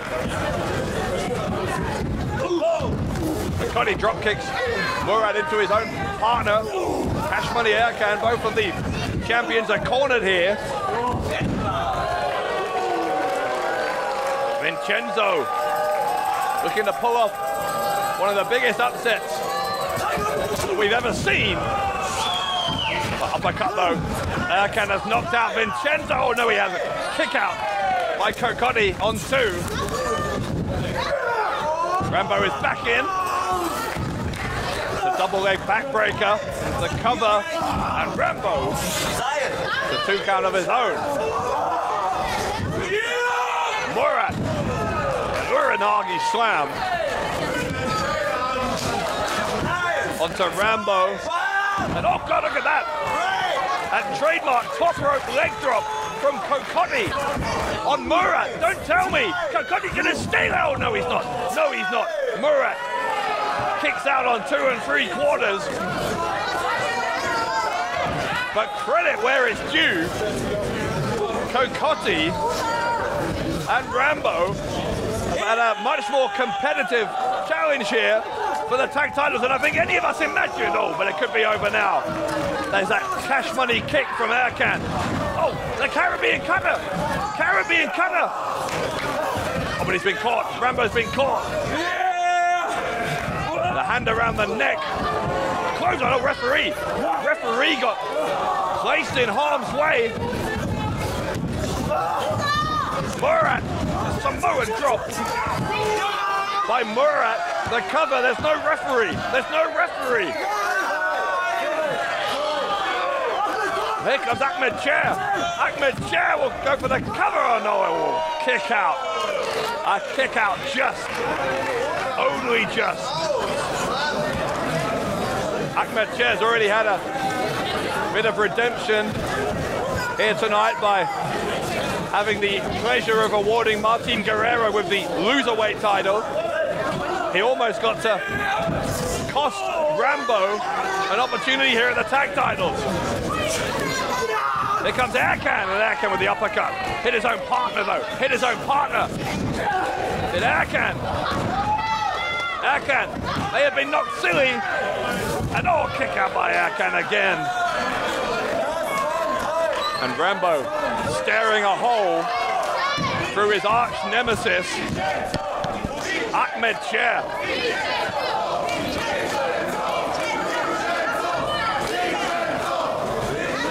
Rambo will head to the top again. Enziguri from Aircan. Air can. Another one right around the back of the head. Rambo is left dizzy here. He's poised on the top turnbuckle. It's a dangerous place to be if you don't know where you are. That is the predicament that Rambo finds himself in. Air can, trying for something, but hang on, Rambo's caught him. Rambo! Powerbomb on Air can. Oh God, Coccotti! Coccotti got pushed off by Murat, but he's landed in a pinning situation. Oh God, the shoulders down, what? The cover, what happened? German Wrestling Federation Tag Team Champions Vincenzo Coccotti und sein Tag Team Partner El Presidente Rambo. I don't believe it! I do not believe it! Well, Murat tried to push Coccotti off the top rope, he did, but it ended in kind of an impromptu swanton bomb. Coccotti's legs ended up on top of Air can. Referee counted to 3, and we have new tag team champions. What is going on?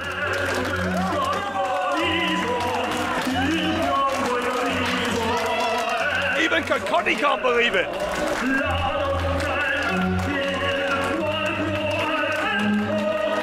Coccotti and Rambo, the most unlikely duo to ever hold the GWF Tag Team Championships.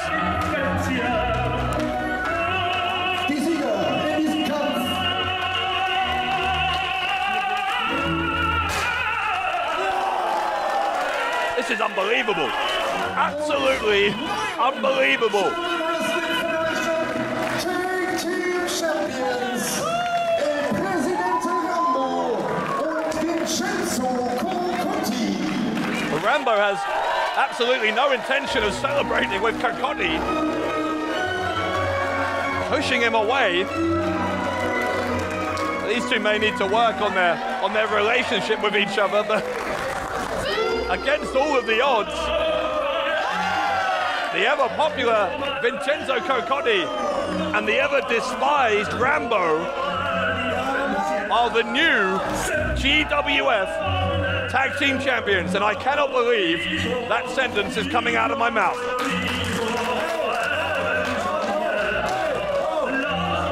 Cash Money Mafia defeated in the most unlikely of circumstances. Rambo and Coccotti, your new GWF Tag Team Champions.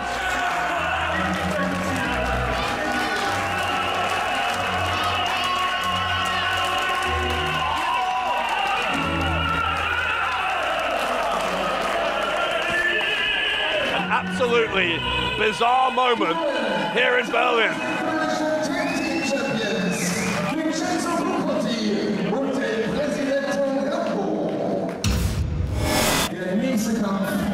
Ist auf einen Pinfall festgesetzt und es ist ein Mystery Mayhem 8-Mann Tag Team Match. Das bedeutet, alle Teilnehmer in diesem Kampf wurden bunt ausgelost und wer genau dabei ist, verrät uns die Leinwand. Mystery Mayhem tradition here. We get ready for an 8-man tag team match. But the combinations are random. We do not know who any of the 8 participants are. And it has been known in the past to throw up some interesting surprises. Well, here comes contestant number 1.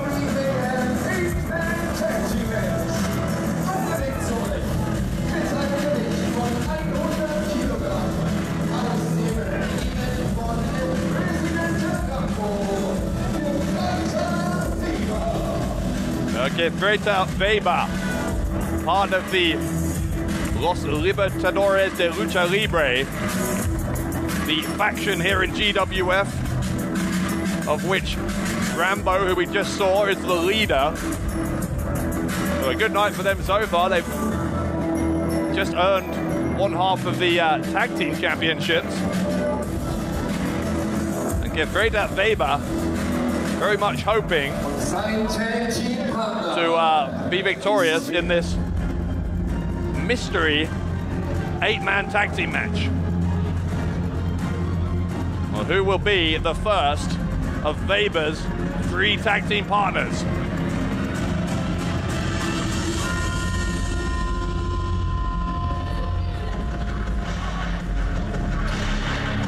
Oh, Tony Harting. Tony Harting, of course, part of an excellent tag team here in GWF, alongside Ronaldo Shaqiri, fine young athlete, and Tony Harting, a great partner for Gefreida Weber. Two men who undoubtedly would not normally choose to team together, but we've seen how successful unlikely teams can be.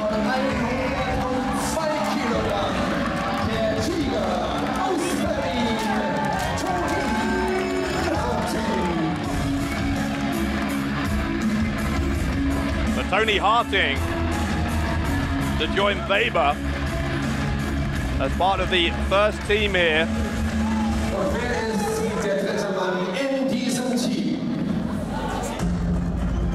Who's next? It could be anyone.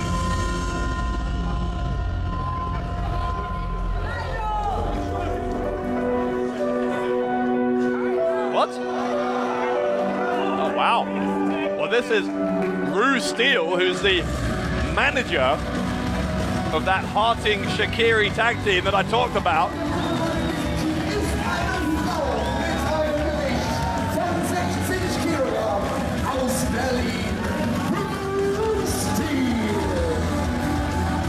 Well, female competitors are just as eligible for entry into the Mystery Mayhem tag team match as male competitors are. So it's good news for Tony Harting, who's obviously got a very knowledgeable relationship in terms of Rue Steele. Two of them are very much on the same team all of the time. Who will be the final member of this makeshift 4-person team?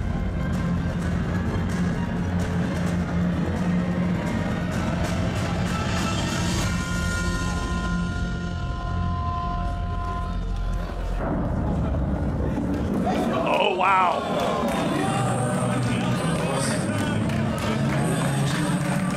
Here comes Donovan.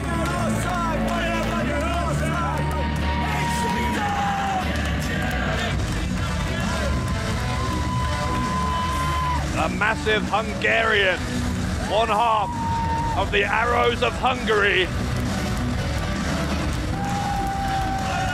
And a tremendous addition to any team.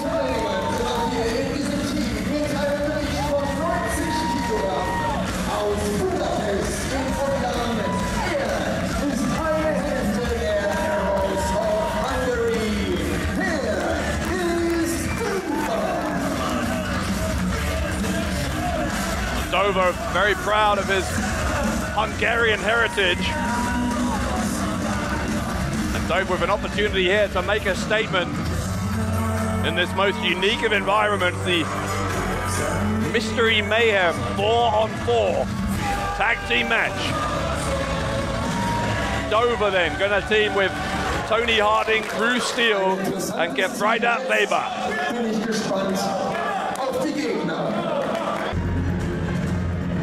Let's find out who they're going to compete against.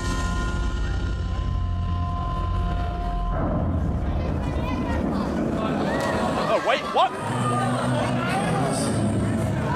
Well, this is the kind of awkward situation that the Mystery Mayhem tag team match can throw up, because Dover and Icarus are tag team partners.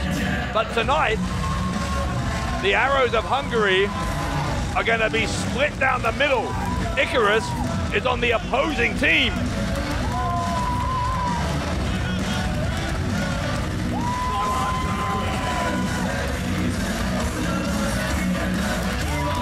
This is going to be absolutely fascinating.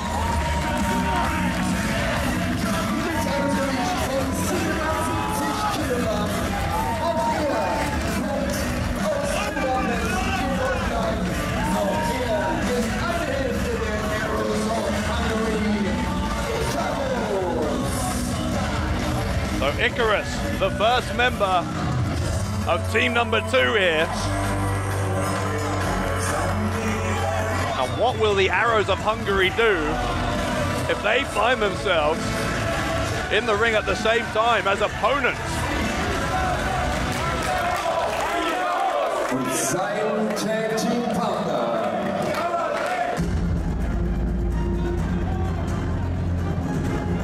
Who's going to join Icarus as the second member of this team?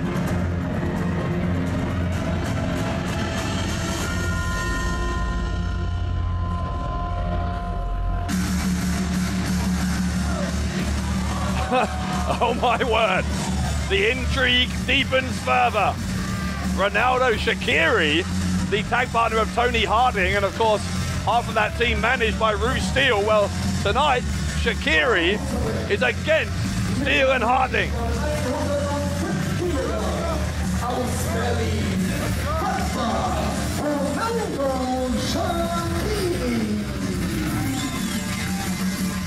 Ronaldo Shaqiri, with a smile on his face, clearly aware of the unusual nature of this situation. Just saw him blowing off his normal tag team partner Harding there. Shaqiri with his mind clearly focused on the task at hand, and that means that Harding is a rival. What can happen next? Who's number 3 on this team?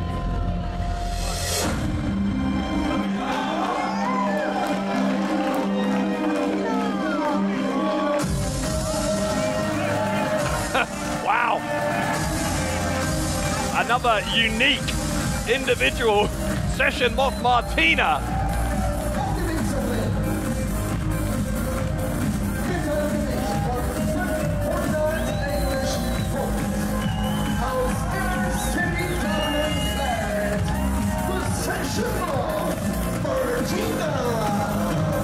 Well, Martina has brought a refreshment with her and a number of glow sticks. Martina, we've already seen here in GWF at Revolution 4.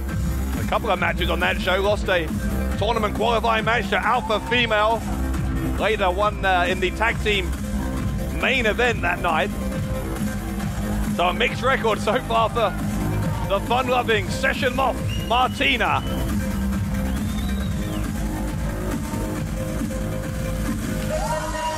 A very unpredictable addition to this team alongside Icarus and Shaqiri.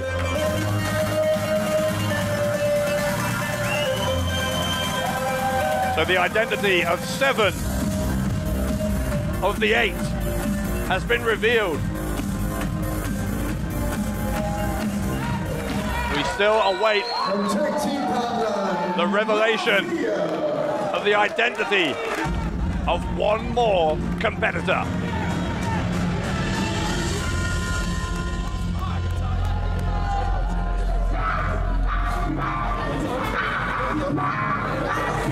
No, no way.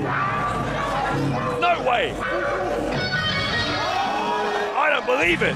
What? That can't be. Oh my God. Oh my God, Jörn Simmons is here. Jörn Simmons. What is, this is unbelievable. Jörn Simmons here in GWF. And he's gonna join this Mystery Mayhem tag team match. What? Simmons is the WXW Unified World Wrestling Champion. the WXW champion here in GWF.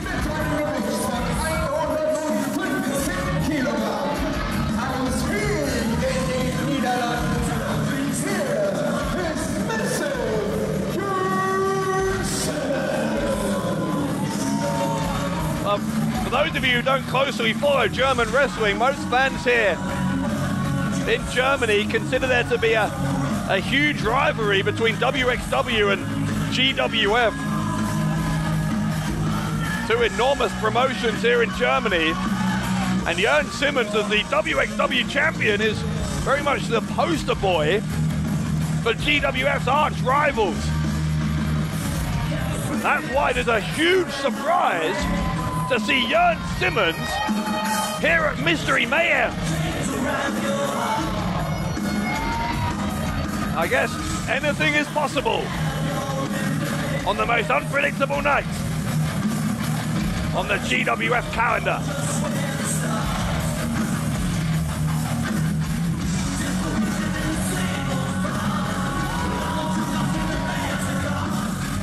Simmons is lapping up the applause, the somewhat surprised applause, it has to be said, of these fans here in Berlin. This is a stunning, an absolutely stunning development in this 8-person tag team match.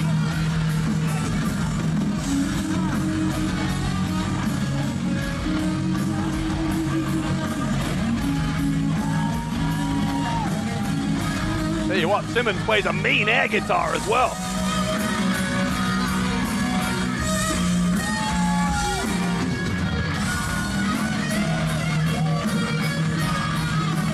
Jörn Simmons clearly happy to be here at Mystery Mayhem. He's having a good time.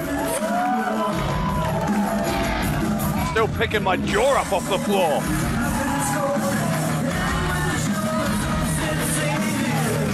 Simmons is partying hard here to get on well with Martina.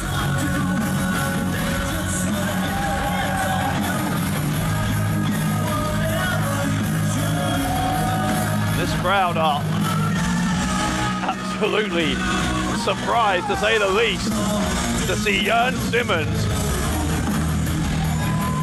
as the 4th man in this team. Jörn Simmons.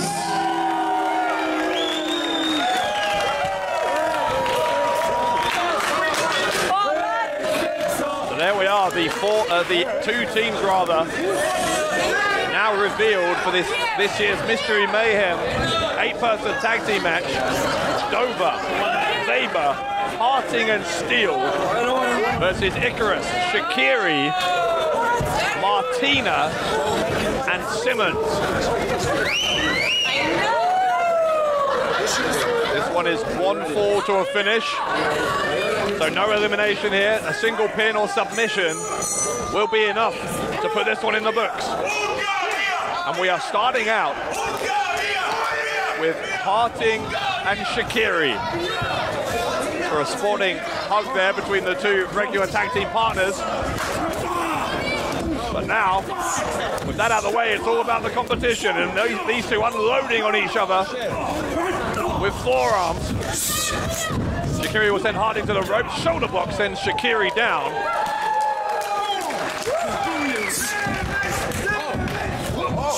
A leapfrog by Shaqiri.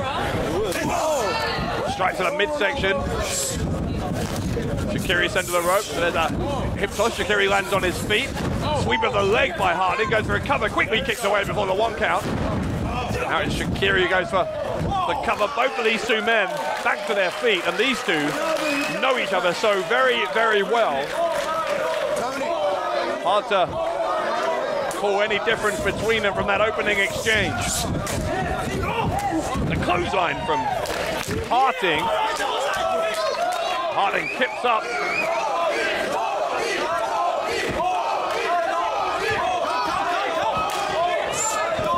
Harting. That kick into the midsection. Martial arts inspired kicks from Ronaldo Shaqiri. starting, backed into his own corner.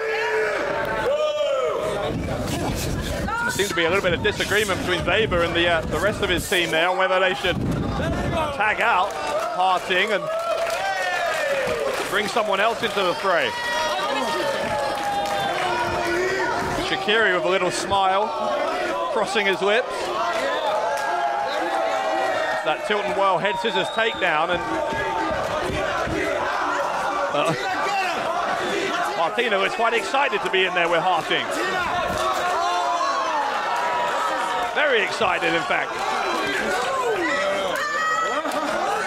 I know that's going to count as a tag, but Bruce Steele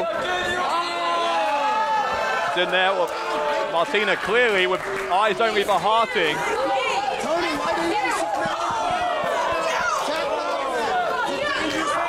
There is a brawl developing between Steele and Martina. Running uppercut from Martina.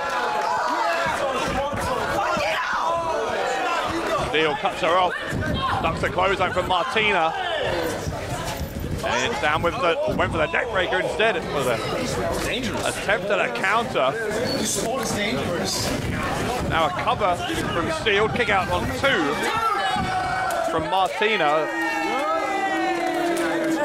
Very unorthodox exchange there between those two young women.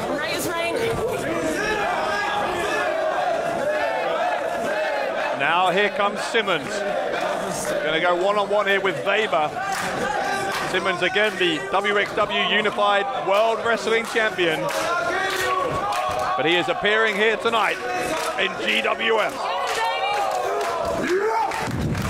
The power of Jörn Simmons.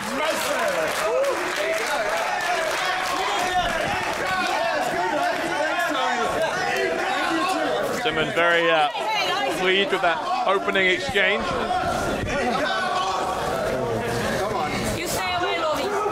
Simmons inviting Weber to come back at him, and immediately again pushes him away.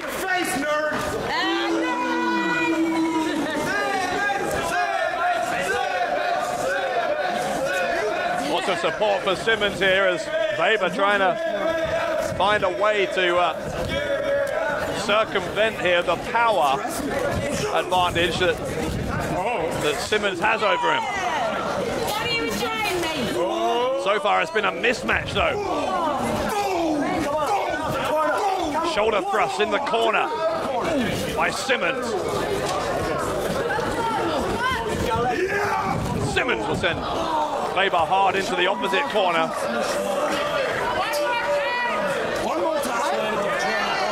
Apparently there's going to be more of the same here. But Weber, oh my. Hard into the corner, and that will do a lot of damage to the back. Gets right to Weber.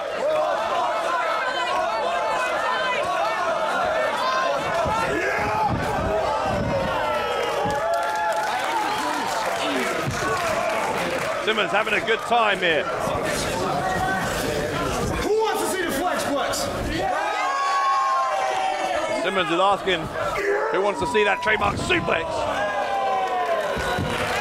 Just throwing Weber across the ring. Like he weighed like 20 pounds, never mind 200. Ridiculous. The power of Jörn Simmons is different level, but no one home on the elbow.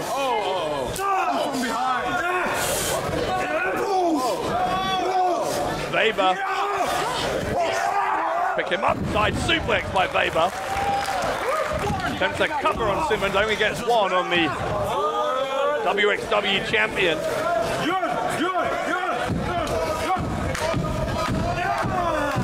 Weber with the front face-off now.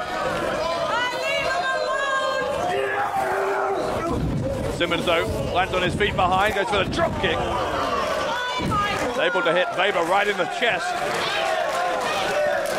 Simmons with deceptive agility for a big man as he lips up back to his feet. Simmons will tag in Icarus. And here's another fascinating showdown. Dover and Icarus. Much like Harting and Shaqiri, normally a tag team, the arrows of Hungary about to collide.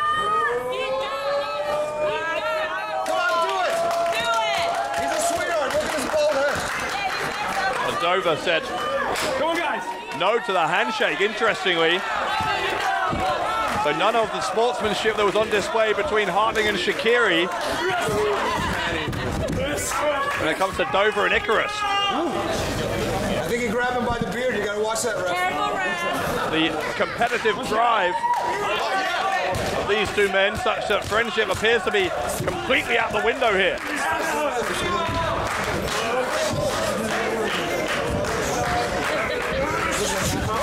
Icarus to the rope, shoulder block. Neither man budges an inch. Icarus goes again. Dover once more. Refuses to be taken off his feet. Come on, Icarus. Big heavyweight. Again, Icarus completely unable to move the immovable object. That is Dover. Big chop across the chest from Dover. Icarus responding in kind.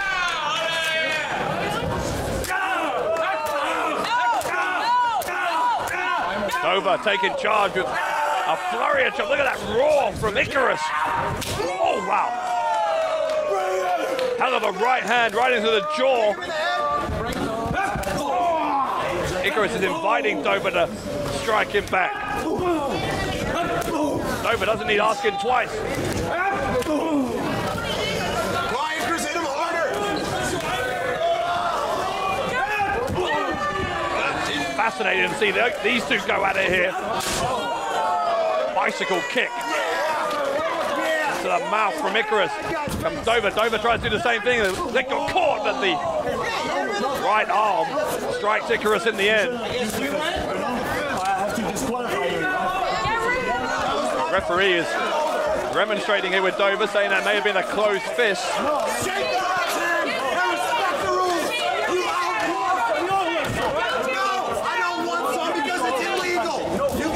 Jan Simmons is antagonizing Icarus a little bit here. There's a cover now. Antagonizing Dover, I should say. It's Dover who's picking up Icarus and going to bring Icarus back into his team's corner. Harting tagged in. You stay away. You watch yourself. Harting with a big body slam on Icarus.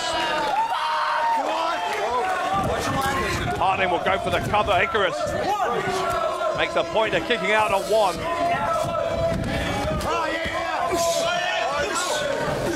Harting, though, continuing to try and wear down Icarus, keeping him in his team's corner. It's Dover back in. Stop looking at me, Dover. Not interested. Dover No! pointing at Simmons. He picks up Icarus. The delayed vertical suplex. Oh, wow. Icarus lands very awkwardly. His feet caught up in the ropes.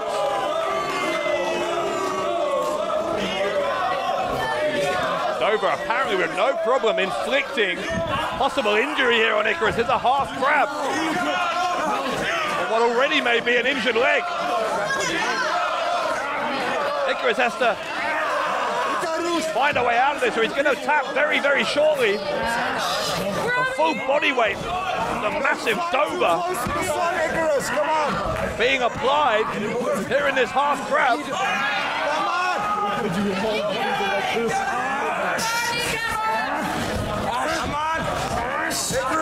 Here, Icarus screaming in agony here. He finally kicks Dover away. That must have used up an awful lot of whatever reserves of strength Icarus had left. Elbow into the temple. Harting quickly makes the tag, stops Icarus making a tag of his own. That's smart from Harting. Oh, discus, forearm, and here we go. Here comes Simmons. Simmons takes down Harting. A second time. Harting goes down, now a third. You come and get yourself. Here comes Dover. Simmons is on fire here. Dover taken down repeatedly. Now it's Weber's turn. But Simmons is unstoppable.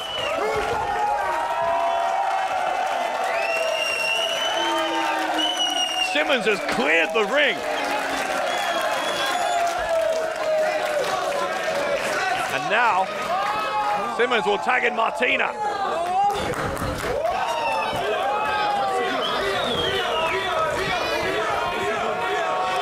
Martina headed to the rope. Martina, oh wow. Well, Martina, I think, is thirsty. Martina in need of refreshment before she even attempts to launch over the top rope.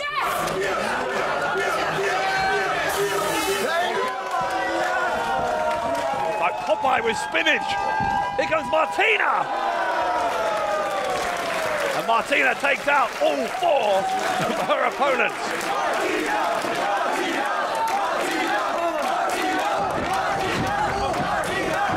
She may not be the only one. It looks like Shaqiri is thinking about following suit. Shaqiri building up a head of steam, and Shaqiri copying Martina. Maybe a little bit more elegance on Shaqiri's part, but you know what? We still may not be done. Icarus wants to join the party. Icarus on the top. Icarus moonsault. Bruce Steele got out of the way, but the other 3 members of that team, Dover, Weber, and Harding, all took the brunt of that moonsault from the top to the outside. Absolute fearlessness from Icarus.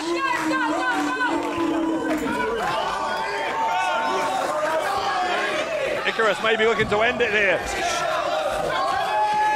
Seeing him hit that senton bomb before. Dover, his regular partner, knew it was coming. Dover with the distraction. And now Harding.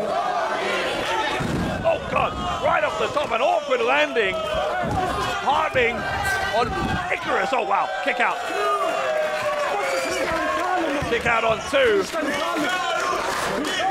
Icarus landed incredibly awkwardly on the knees after that top rope move from Harding, and Harding is returning to the top rope. Tony Harding. Oh, Harding got speared. Harding speared by his normal tag team partner Shaqiri. Weber lost his balance, and Weber with the frog splash. Shaqiri pushed him away. Simmons with a clothesline. Simmons with the gut wrench powerbomb. Fuck out of here. Simmons catches the leg of Dover, and Simmons now on the shoulders of Dover. Simmons back first into the canvas.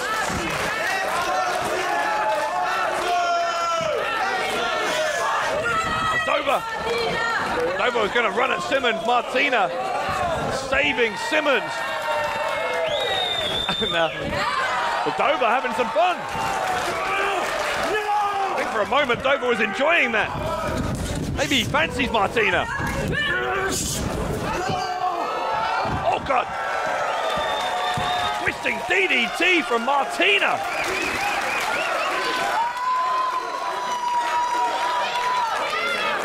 But Bruce Steele is in. Steele, lung blower. And now here comes Harding. Harding with Shaqiri on his shoulders. Shaqiri lands on his feet behind. There's the Pele kick from Ronaldo Shaqiri. Icarus though. Icarus a swanton. The cover from Icarus. And yes, he gets it. Icarus picks up the win in the Mystery Mayhem Tag Team match.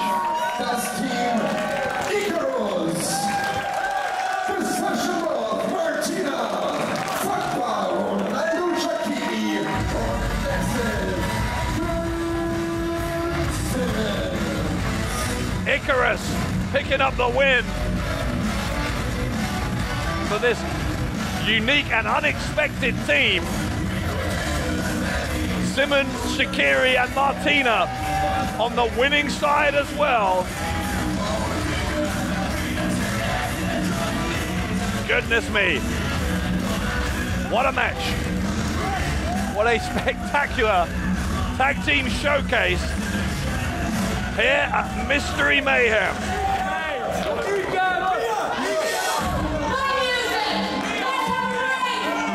Oh, Martina wants a rave. Martina in the mood for a rave.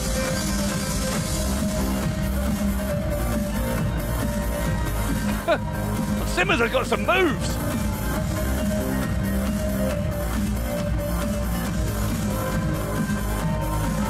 It is party time in Berlin. For Shaqiri, Icarus, Simmons and Martina.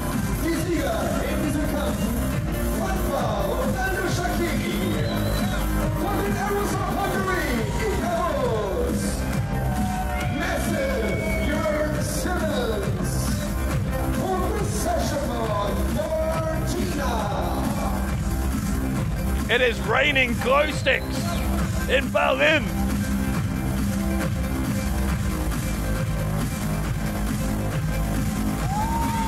Simmons and Martina are getting pretty close here. These two might need to get a room. Then again, all 4 other people out there who fancy Martina. So she tells me.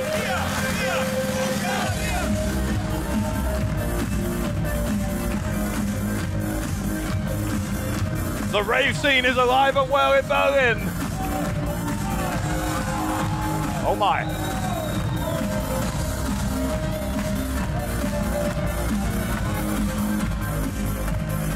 Goodness me. I think Martina's got a hot flush.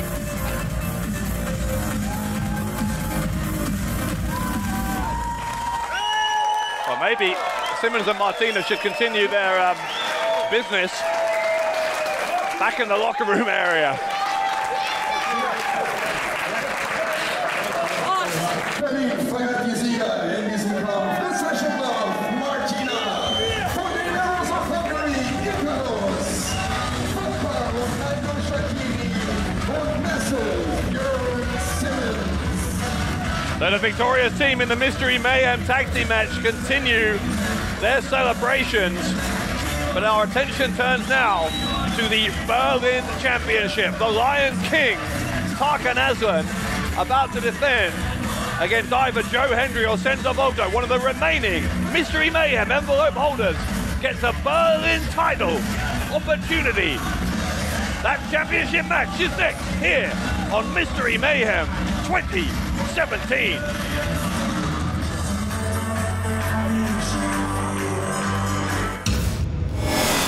Des heutigen Abends ist auf einen Pinfall festgesetzt und es geht um den German Wrestling Federation Berlin Championship.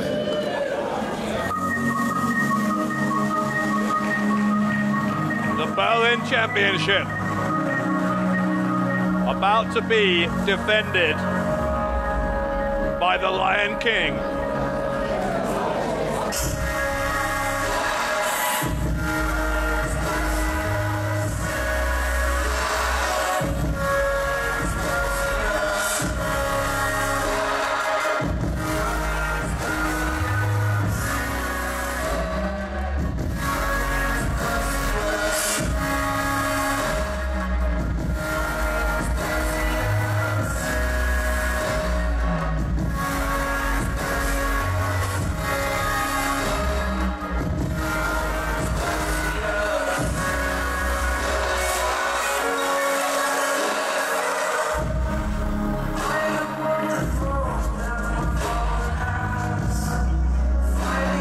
Eerie charisma that the Berlin champion Tarkan Aslan possesses.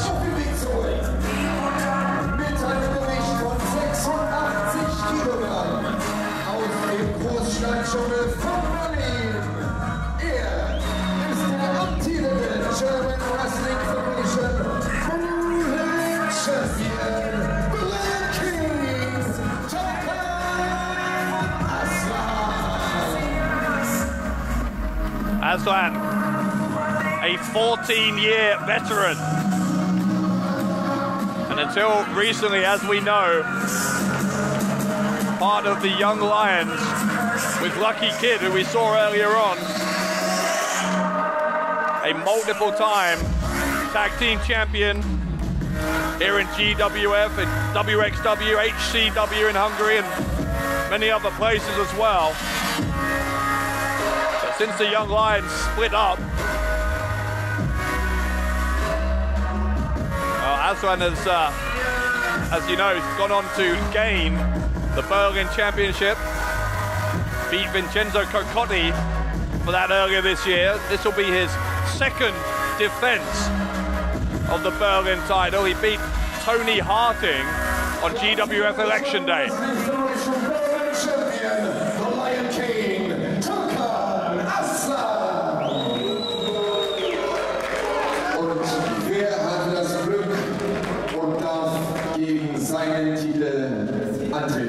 Well, who will the opponent be? We know there are two envelope holders left. Will it be Joe Hendry or Senza Volto?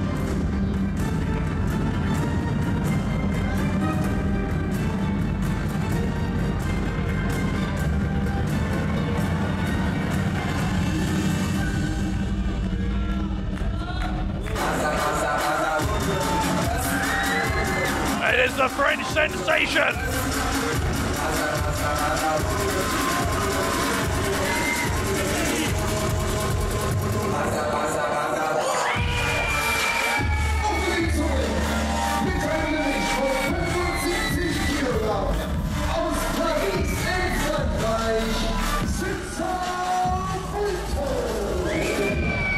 Senza Volto made his GWF debut just recently at Global Warning in a tag team match alongside Chris Jokic. Now on the second night of Global Warning, he defeated Icarus, who we just saw. And it was that win against Icarus that gave Senza Volto this mystery Mayhem envelope, and it has, in the end, paid huge dividends because it gives him a chance against the Lion King here tonight, where if he is successful, Senza Volto could walk out of Mystery Mayhem as the Berlin champion.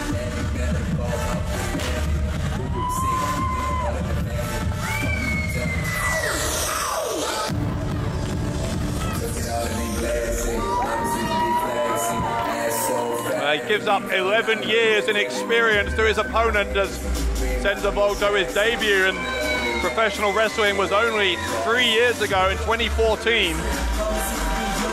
Just 24 years of age is the French sensation, but that's not just a nickname. He really has been a sensation on the European wrestling scene throughout these past 3 years, and perhaps Senza Volto has now reached that moment in his career when it is time for him to win a championship the caliber of the Berlin title.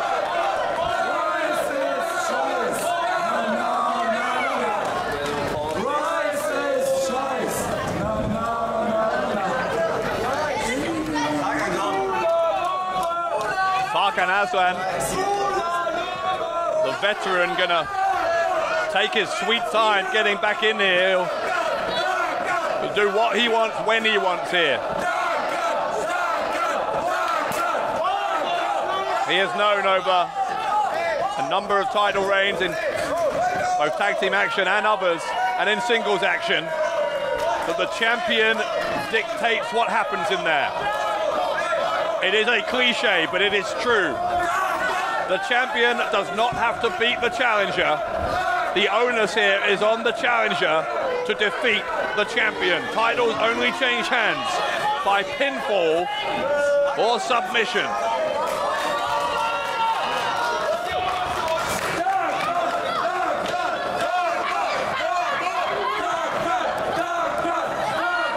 By the way, don't think for a moment that Aslan wasn't watching earlier on this evening when his former protege and friend, Lucky Kid, put in an incredible, a world-class performance in defeating Donovan Dijak. Aslan will know just how good that was and will be absolutely desperate to match or to better what Lucky Kid did earlier tonight. That's what this is all about. The GWF Berlin Championship. Berlin's own Tarkan Aslan against Paris's French sensation, Senza Volto. The bell has rung and we are underway. Or at least we would be. Aslan ducking under the top rope again.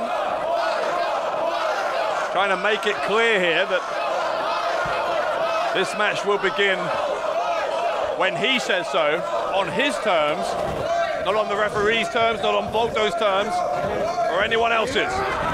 Now they lock up.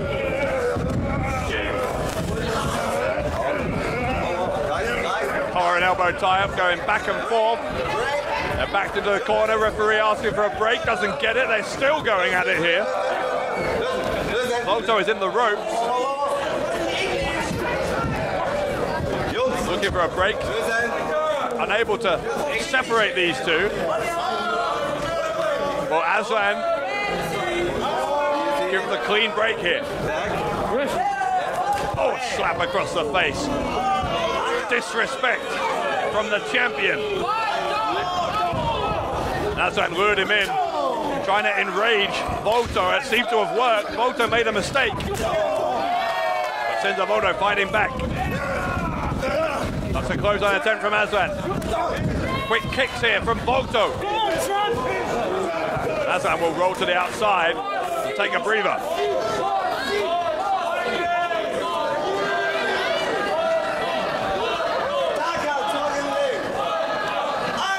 Not sure where Aslan thinks he's going.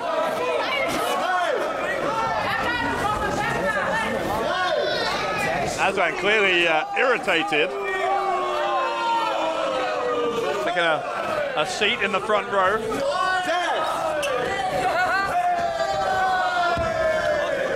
And finally, rolling back in.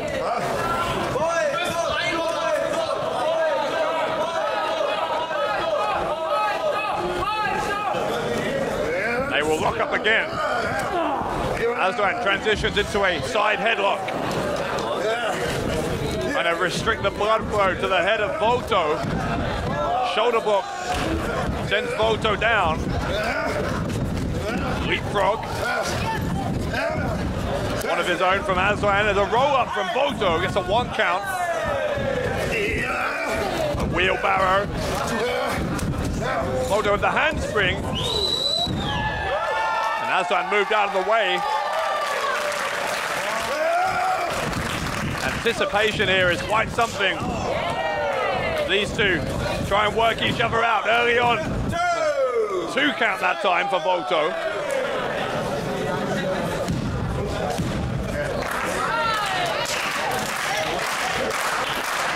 Volto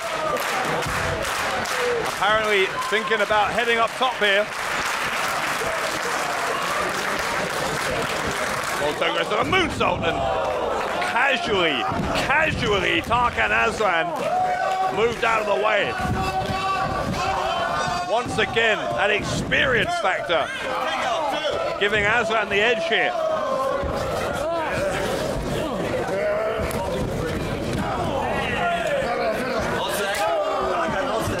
Aslan with a chop across the chest. Volto is starting to realize, I think, just how difficult it is going to be to dethrone the Lion King here.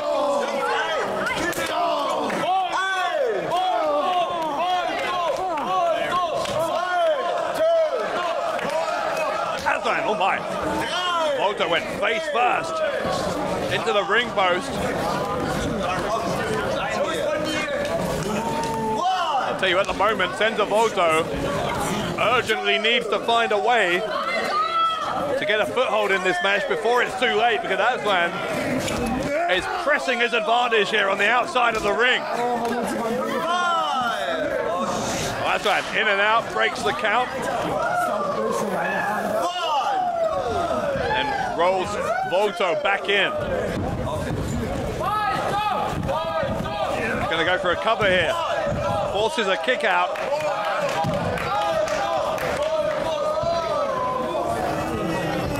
Aslan not giving Volto any time to recover. Got him backed into a corner. Volto trying to fight his way out. Volto with a trio of forearms. Aslan though immediately short circuits that momentum.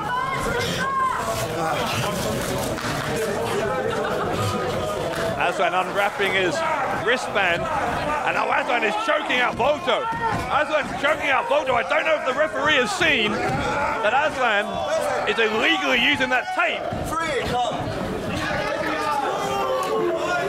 Clearly can see that the tape is hanging down. It's a cover to a kick out by Volto. Aslan obviously not afraid to take a shortcut here if it'll give him the advantage.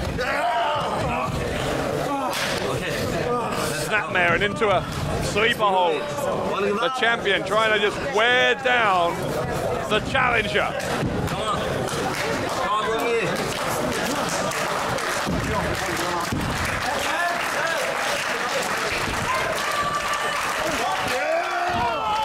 Knee right into the back from Aslan. Aslan using every dirty trick available to him here, but he won't care. Aslan is amoral when it comes to getting it done. Very pragmatic in his approach. He doesn't care what kind of strategy it's going to take.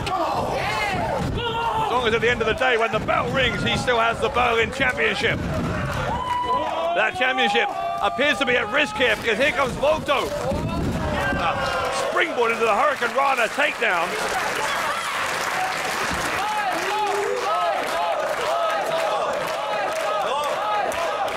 Volto will head to the ropes. Volto tried to go over the top. Aslan got back in. Backdropped him. Volto landed on his feet on the apron and kicks Aslan in the head. Sweeps away the legs. And Volto over the top of the knees into a senton splash. Unique offense from the French sensation.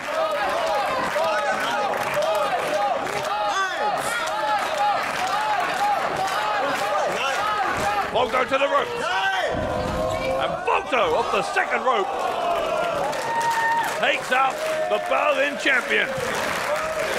Back and forth between champion and challenger here, with the Berlin Championship up for grabs.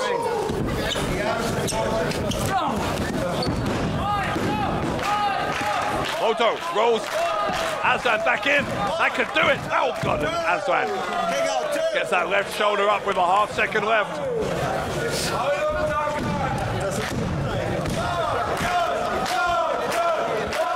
Volto says he's going to head to the top. Maybe we'll see that shooting star press. It is a thing of beauty if you get to see it. Oh, moonsault lands on his feet. Oh, the Shining Wizard. The Shining Wizard from Aslan. He's put away some of the best in European wrestling with that. Oh, but it wasn't enough. It wasn't enough to put away Senza Volto. So close.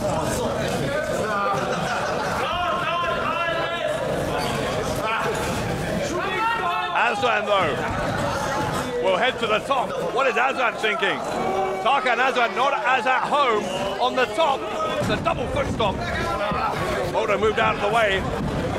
There's a German suplex. Oh God, German suplex, but Volto landed on his feet.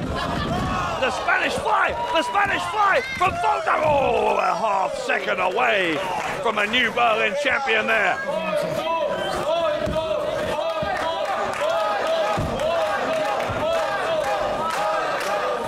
Volto believes that championship gold is within his sights here. Now will we see the moonsault again? No one there, but Volto improvises a standing moonsault. The cover of did he? No. Aslan kicked out again.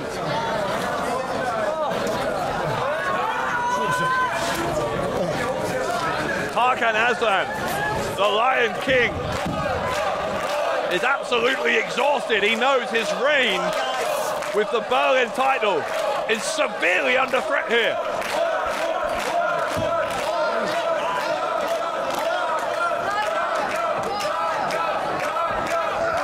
A referee sent it to the ropes by Aslan. A cheap move by Tarkan Aslan. That shows you just how anxious Aslan is about the way this match is going. These two following each other into the corners now. Running kick into the side of the head. Volto follows in with an uppercut. Again, Aslan trying to follow, but Volto saw him coming that time. Hits him with the super kick.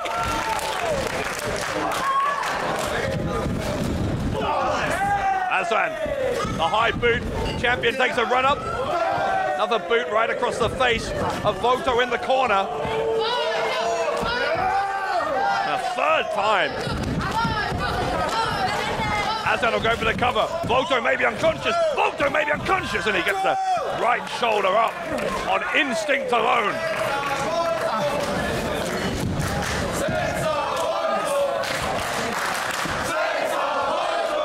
The crowd are cheering for the challenger, but Aslan looking to put him away with the Death Valley driver. Volto off the second rope gets caught by Aslan. Aslan Death Valley driver on Volto. The cover by the Lion King, and Tarkan Aslan retains the Berlin Championship. What a counter from Aslan. Yes, Tarkan Aslan hat gewonnen. Der Titel des Kampfes und damit weiterhin German Wrestling Federation Berlin Champion, the Lion King, Tarkan Aslan. Well, credit where it's due to Senza Volto, and still one of his first few matches here in GWF. The French sensation took Tarkan Aslan to the absolute limit here on a number of occasions, just a split second away from winning the Berlin title.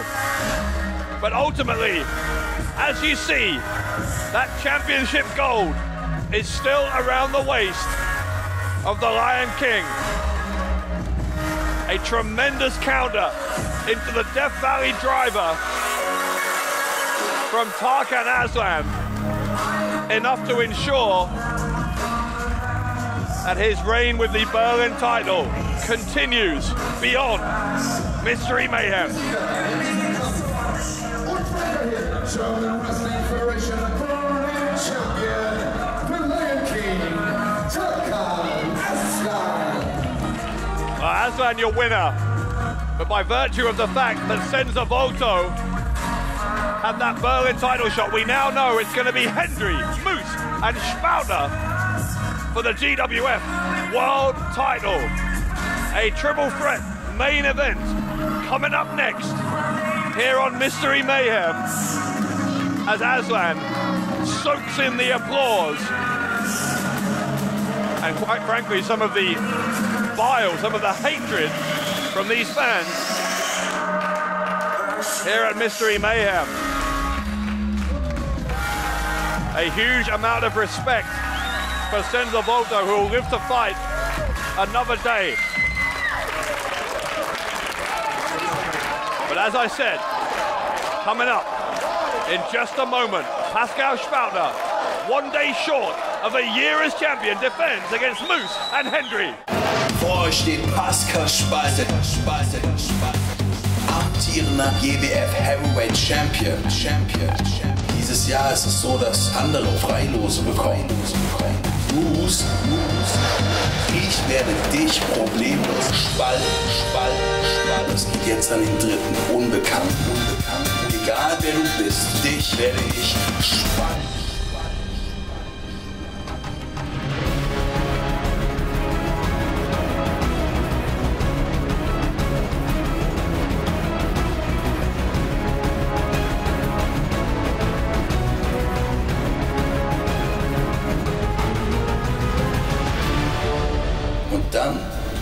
werde ich am nächsten Tag 365 Tage GWF Heavyweight Champion sein.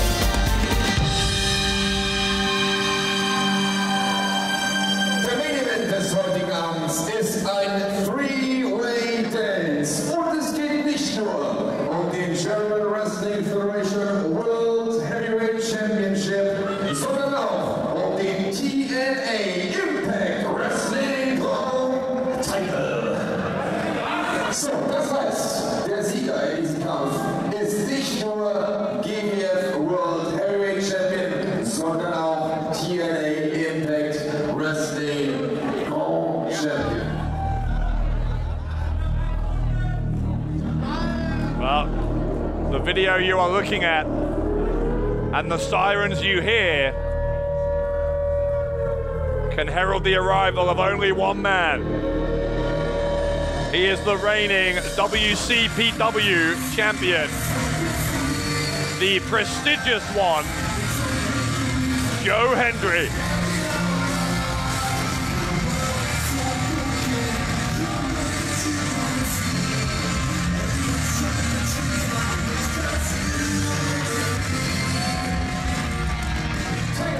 Nummer 1 in diesem Three-Way Dance mit einem Gewicht von 104 Kilogramm aus Edinburgh in Schottland. The local hero, the global hero, the prestigious one, Joe Hendry. Hendry's WCPW title is the only title that is not on the line here in this triple threat match. Hendry is a Mystery Mayhem envelope holder, has the chance to challenge for both of his opponents' championships.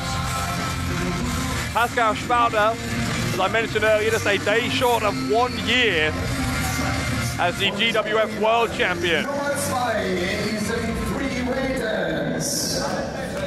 And the other man in this match, the reigning Impact Wrestling Grand Champion.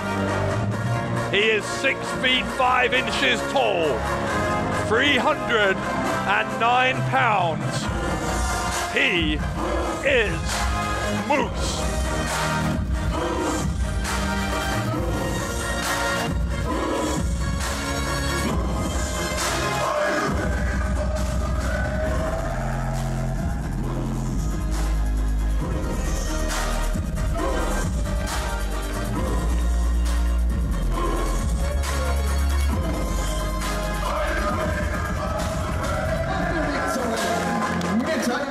Von 140 Kilogramm von Moose Nation, der amtierende TNA Impact Grand Champion Moose.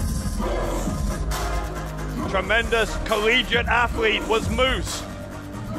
Played American football at Syracuse University, was then picked up by the Atlanta Falcons in the NFL draft. He subsequently also played for the New England Patriots, the Indianapolis Colts, and 2 different stints with the St. Louis Rams. Und Teilnehmer Nummer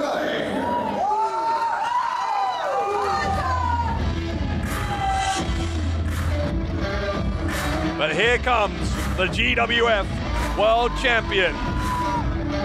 As I said, 364 days as champion.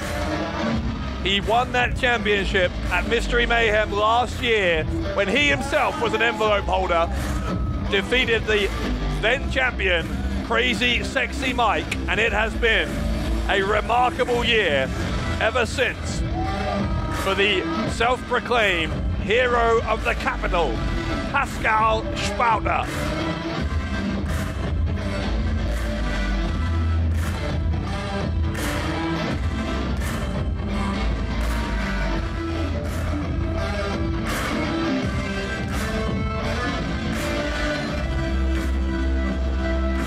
Spauter with that title raised above his head here. Never in any way taken aback by his unpopularity with the GWF fans. Spauter with no interest in befriending any of these fans here in Berlin, looking only to make it out of here with that championship still around his waist so he can celebrate his 1-year anniversary with the title in just 24 hours' time.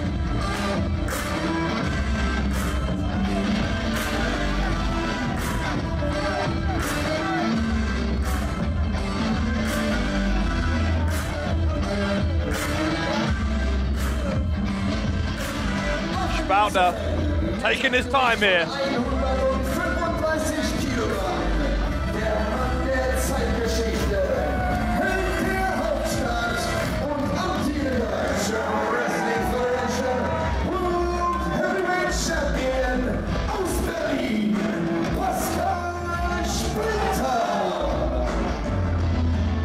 Pascal Spouter finally gets into the ring.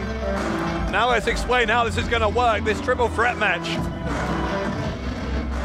between Spouter, Moose and Hendry, with Spouter's GWF World Title and Moose's Impact Wrestling Grand Championship both on the line. This is a 1-fall triple threat match. So if any of these three men pins either Spouter or Moose, then whoever is pinned loses their championship. For example, if Hendry were to pin Moose, then Joe Hendry would become the new Impact Wrestling Grand Champion. If Moose were to pin Spouter, Moose would become the GWF World Champion. Any other combination you can think of, it is all possible here in this triple threat match with 2 championships on the line.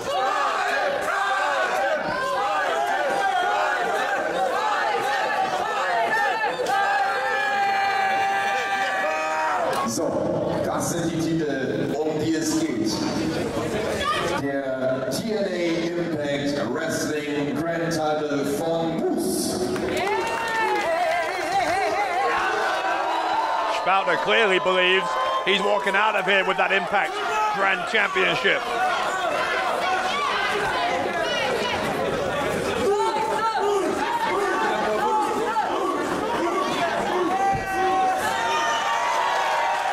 Moose having some fun here at the expense of Spouter. Und der zweite Titel, den es geht, der German Wrestling Federation World Heavyweight Championship von Pascal Spalter.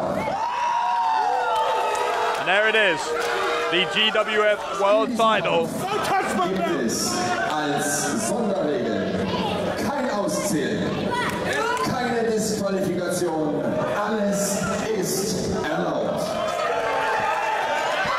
The championship belts are out of the ring. We're about to get underway.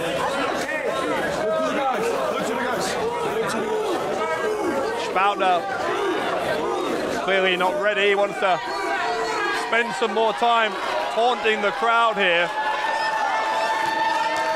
Listen to this list of opponents who Spouter has beaten since winning that title a year ago, or almost a year ago.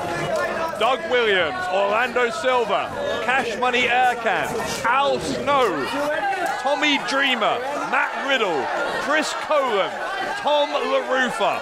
All of them have fallen to Pascal Spouter in the past 364 days.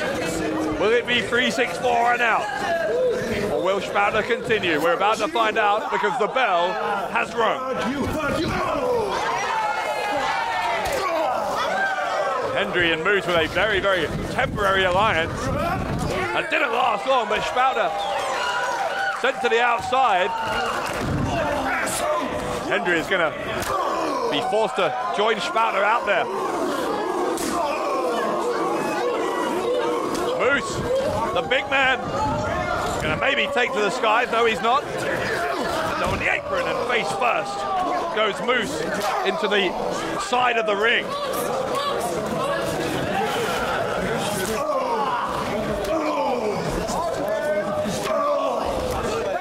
Spouter and Hendry brawling here. Spouter is telling some of these fans to get out of the way. Remember, under triple threat rules, no disqualification, no count out. Hendry going to go into those chairs. Oh my God. Utter carnage here in the first 6 or 7 rows.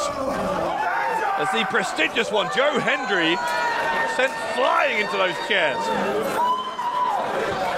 And Moose may be about to suffer the same fate. Moose, oh God, wow. You hear that collision.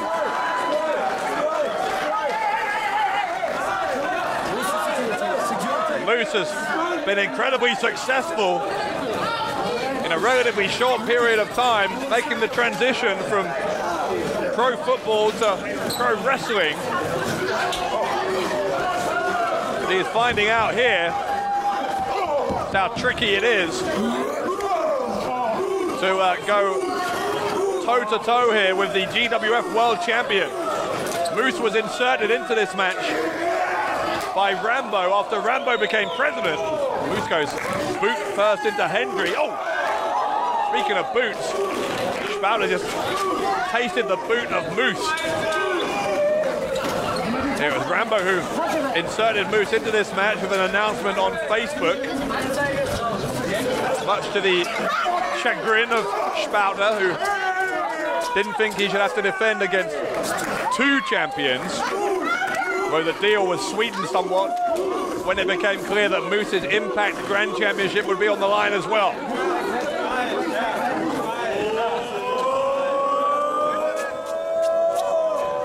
Moose is doing a lap. Moose will charge all the way around the ring, and Moose will take out Hendry.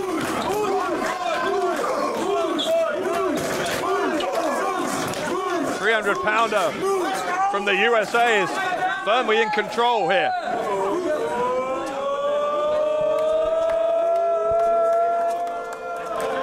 We'll do a second run-up. Well, Hendry's tasted the boot. Will Spouter taste it? Yes, he does.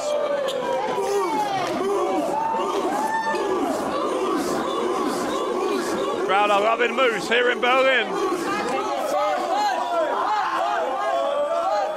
I think Moose is saying there might be a third lap.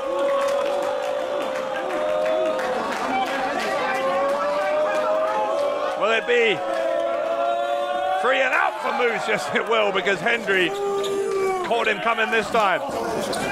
Moose went to the well once too often. Hendry cut him off. And now Moose is sat on a chair.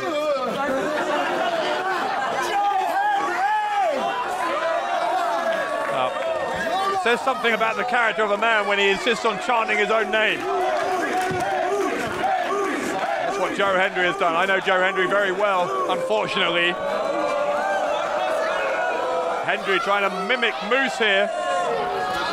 And oh, well, he does mimic Moose, but not in the way he wanted to, because Hendry, like Moose before him, gets cut off.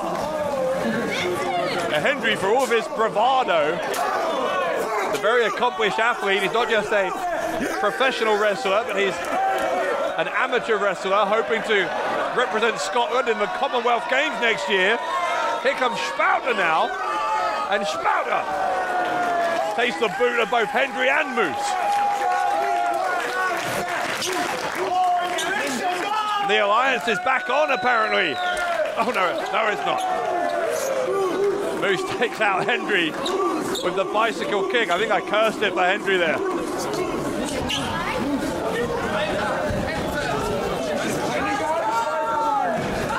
Moose has Hendry in a corner. Moves like a steam train. But Hendry wasn't there. Hendry trying to lure him in as a right hand, and Hendry will go for the neck breaker. Spouter, whoa, overhead belly to belly by the GWF World Champion. And the same happens to Moose as well. Spouter with tremendous strength. The star of Berlin, as he calls himself, hero of the capital, the man of contemporary events. Given himself all manner of nicknames, but when you've been able to hold on to the GWF World Championship as long as Spauder has, can't blame him for having an ego. So it would help if it wasn't quite as large of an ego as it is sometimes, but headbutt there from Moose, causing some trouble for Hendry.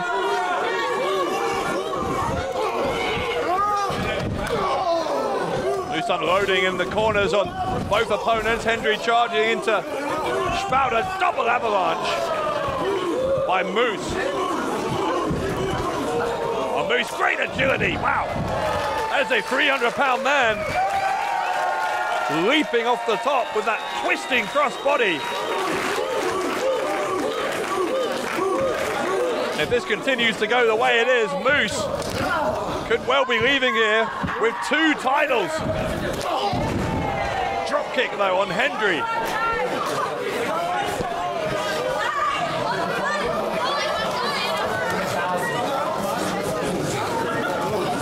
Hendry now in some trouble.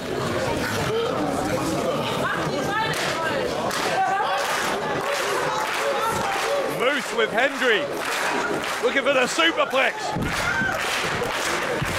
The prestigious one in trouble. Oh, and Spauder's joining in. Spauder, the suplex into the powerbomb by Pascal Spauder. And both Moose and Hendry feeling the impact of that incredible move in the corner.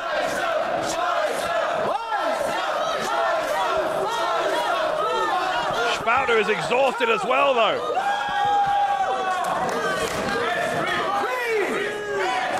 All 3 men are down.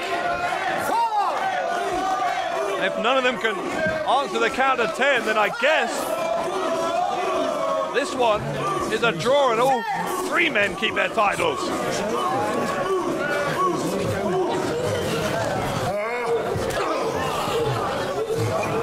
Moose and Spauder on their knees, still hitting each other.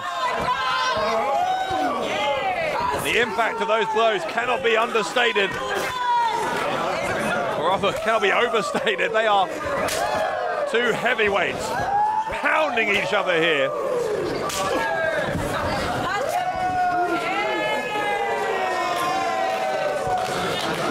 Moose has taken off the gloves. The gloves are off, figuratively and literally. Hendry clothesline. More of a lariat, in fact, from Hendry on Spauder. Hendry, another one. His lariat's not taking Moose down, but that'll take Hendry down. A pop-up powerbomb and a senton splash from the Impact Wrestling Grand Champion. Oh, moonsault, wow. Hendry tried to get the knees up, didn't manage to do it, and a kick out on 2 by Hendry.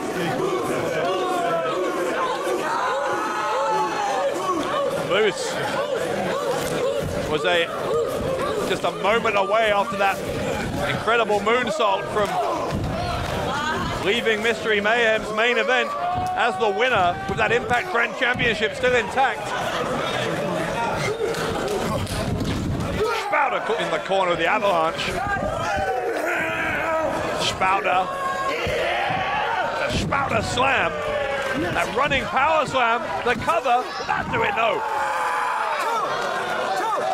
Moose was able to kick out on 2.5. Spauder frustrated. He's won many a match with the Spauder slam. Hendry now trying to chop down that big tree that is the GWF World Champion. Hendry will go for the freak of nature. The fall-away slam. Hendry, can he lift him? I don't know if Hendry can lift him. Hendry, with all of the might he has in him, hits the freak of nature. Hendry to win the GWF World Title. The 2-0, oh God, Spauder kicked out. Spauder kicked out.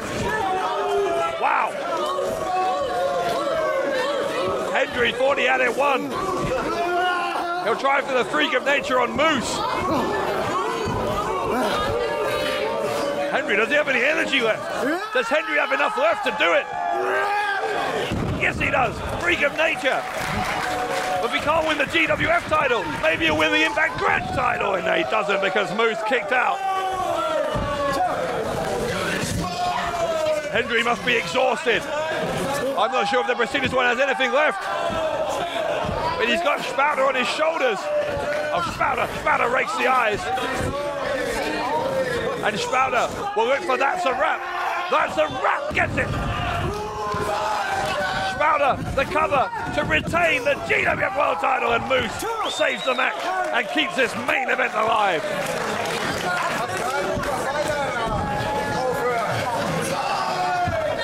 Near fall after near fall in our main event.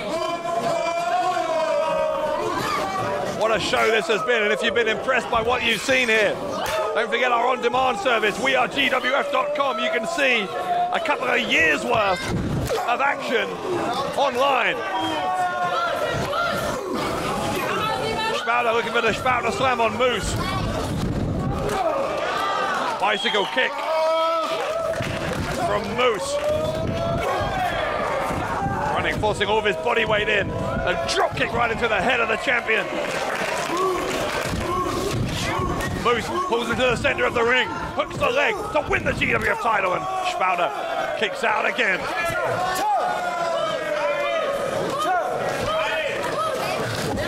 Don't forget, by the way, you can also, if you want to come and see GWF live, GWF-wrestling.com for merchandise and tickets for all of our great upcoming events. And what an event it has been here tonight at Mystery Mayhem.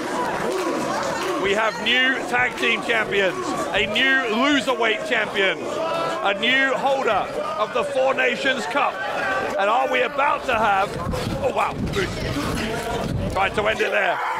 The game changer, but no one there. There's the, that's a wrap from Spouter. That's a wrap from Spouter. The win it on Hendry breaks it up. Hendry breaks it up.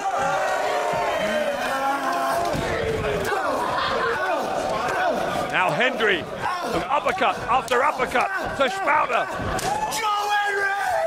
Hendry will try for the freak of nature again.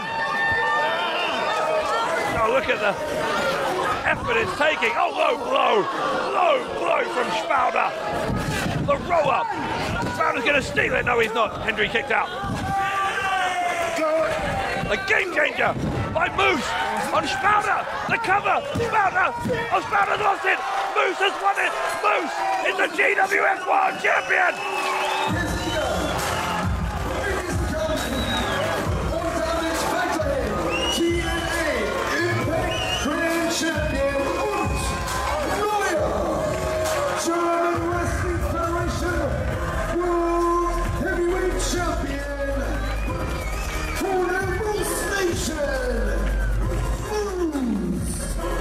It is 364 days and out for Pascal Spouter, who has just lost the GWF World title to Moose.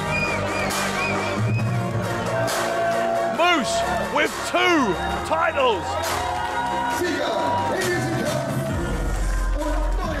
German Wrestling Federation World Heavyweight Champion for the Moose Nation. What a night for Moose! Moose with the game changer and the pin on Pascal Spouter walks out of Mystery Mayhem with the most prestigious prize in the German Wrestling Federation.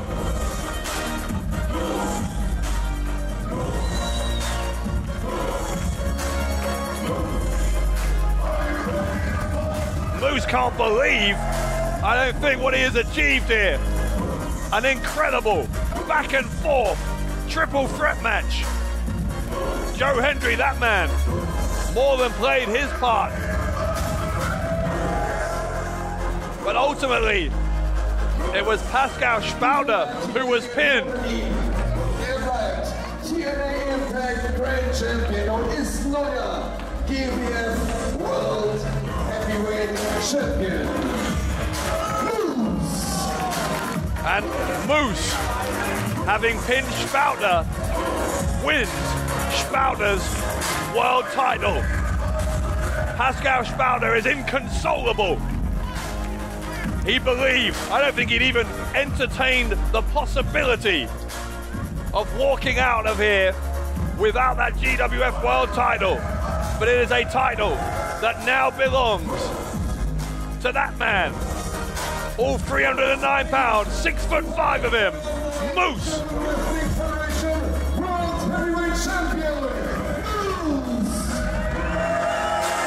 What a night, what a night here at Mystery Mayhem. 3 championships changing hands. A hugely unpredictable 8-person tag team match. And it all ends with Moose, our new GWF World Champion. A night we will never forget here in Berlin. A triple threat match that will live long in the memory on a night of action that will be talked about for a very long time to come, as well as those title matches. What a match earlier as well between Lucky Kid and Donovan Dijak. That will make headlines around the wrestling world. But the biggest headline maker of all, surely, is that man you're looking at there. He'll thank every member of the crowd. A class act is Moose. And one of the premier heavyweights now, surely, in the wrestling world.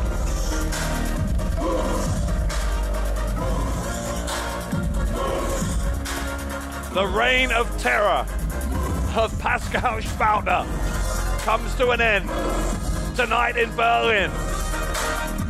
What a night and what a victory as Mystery Mayhem goes off the air. Your new GWF World Champion is Moose.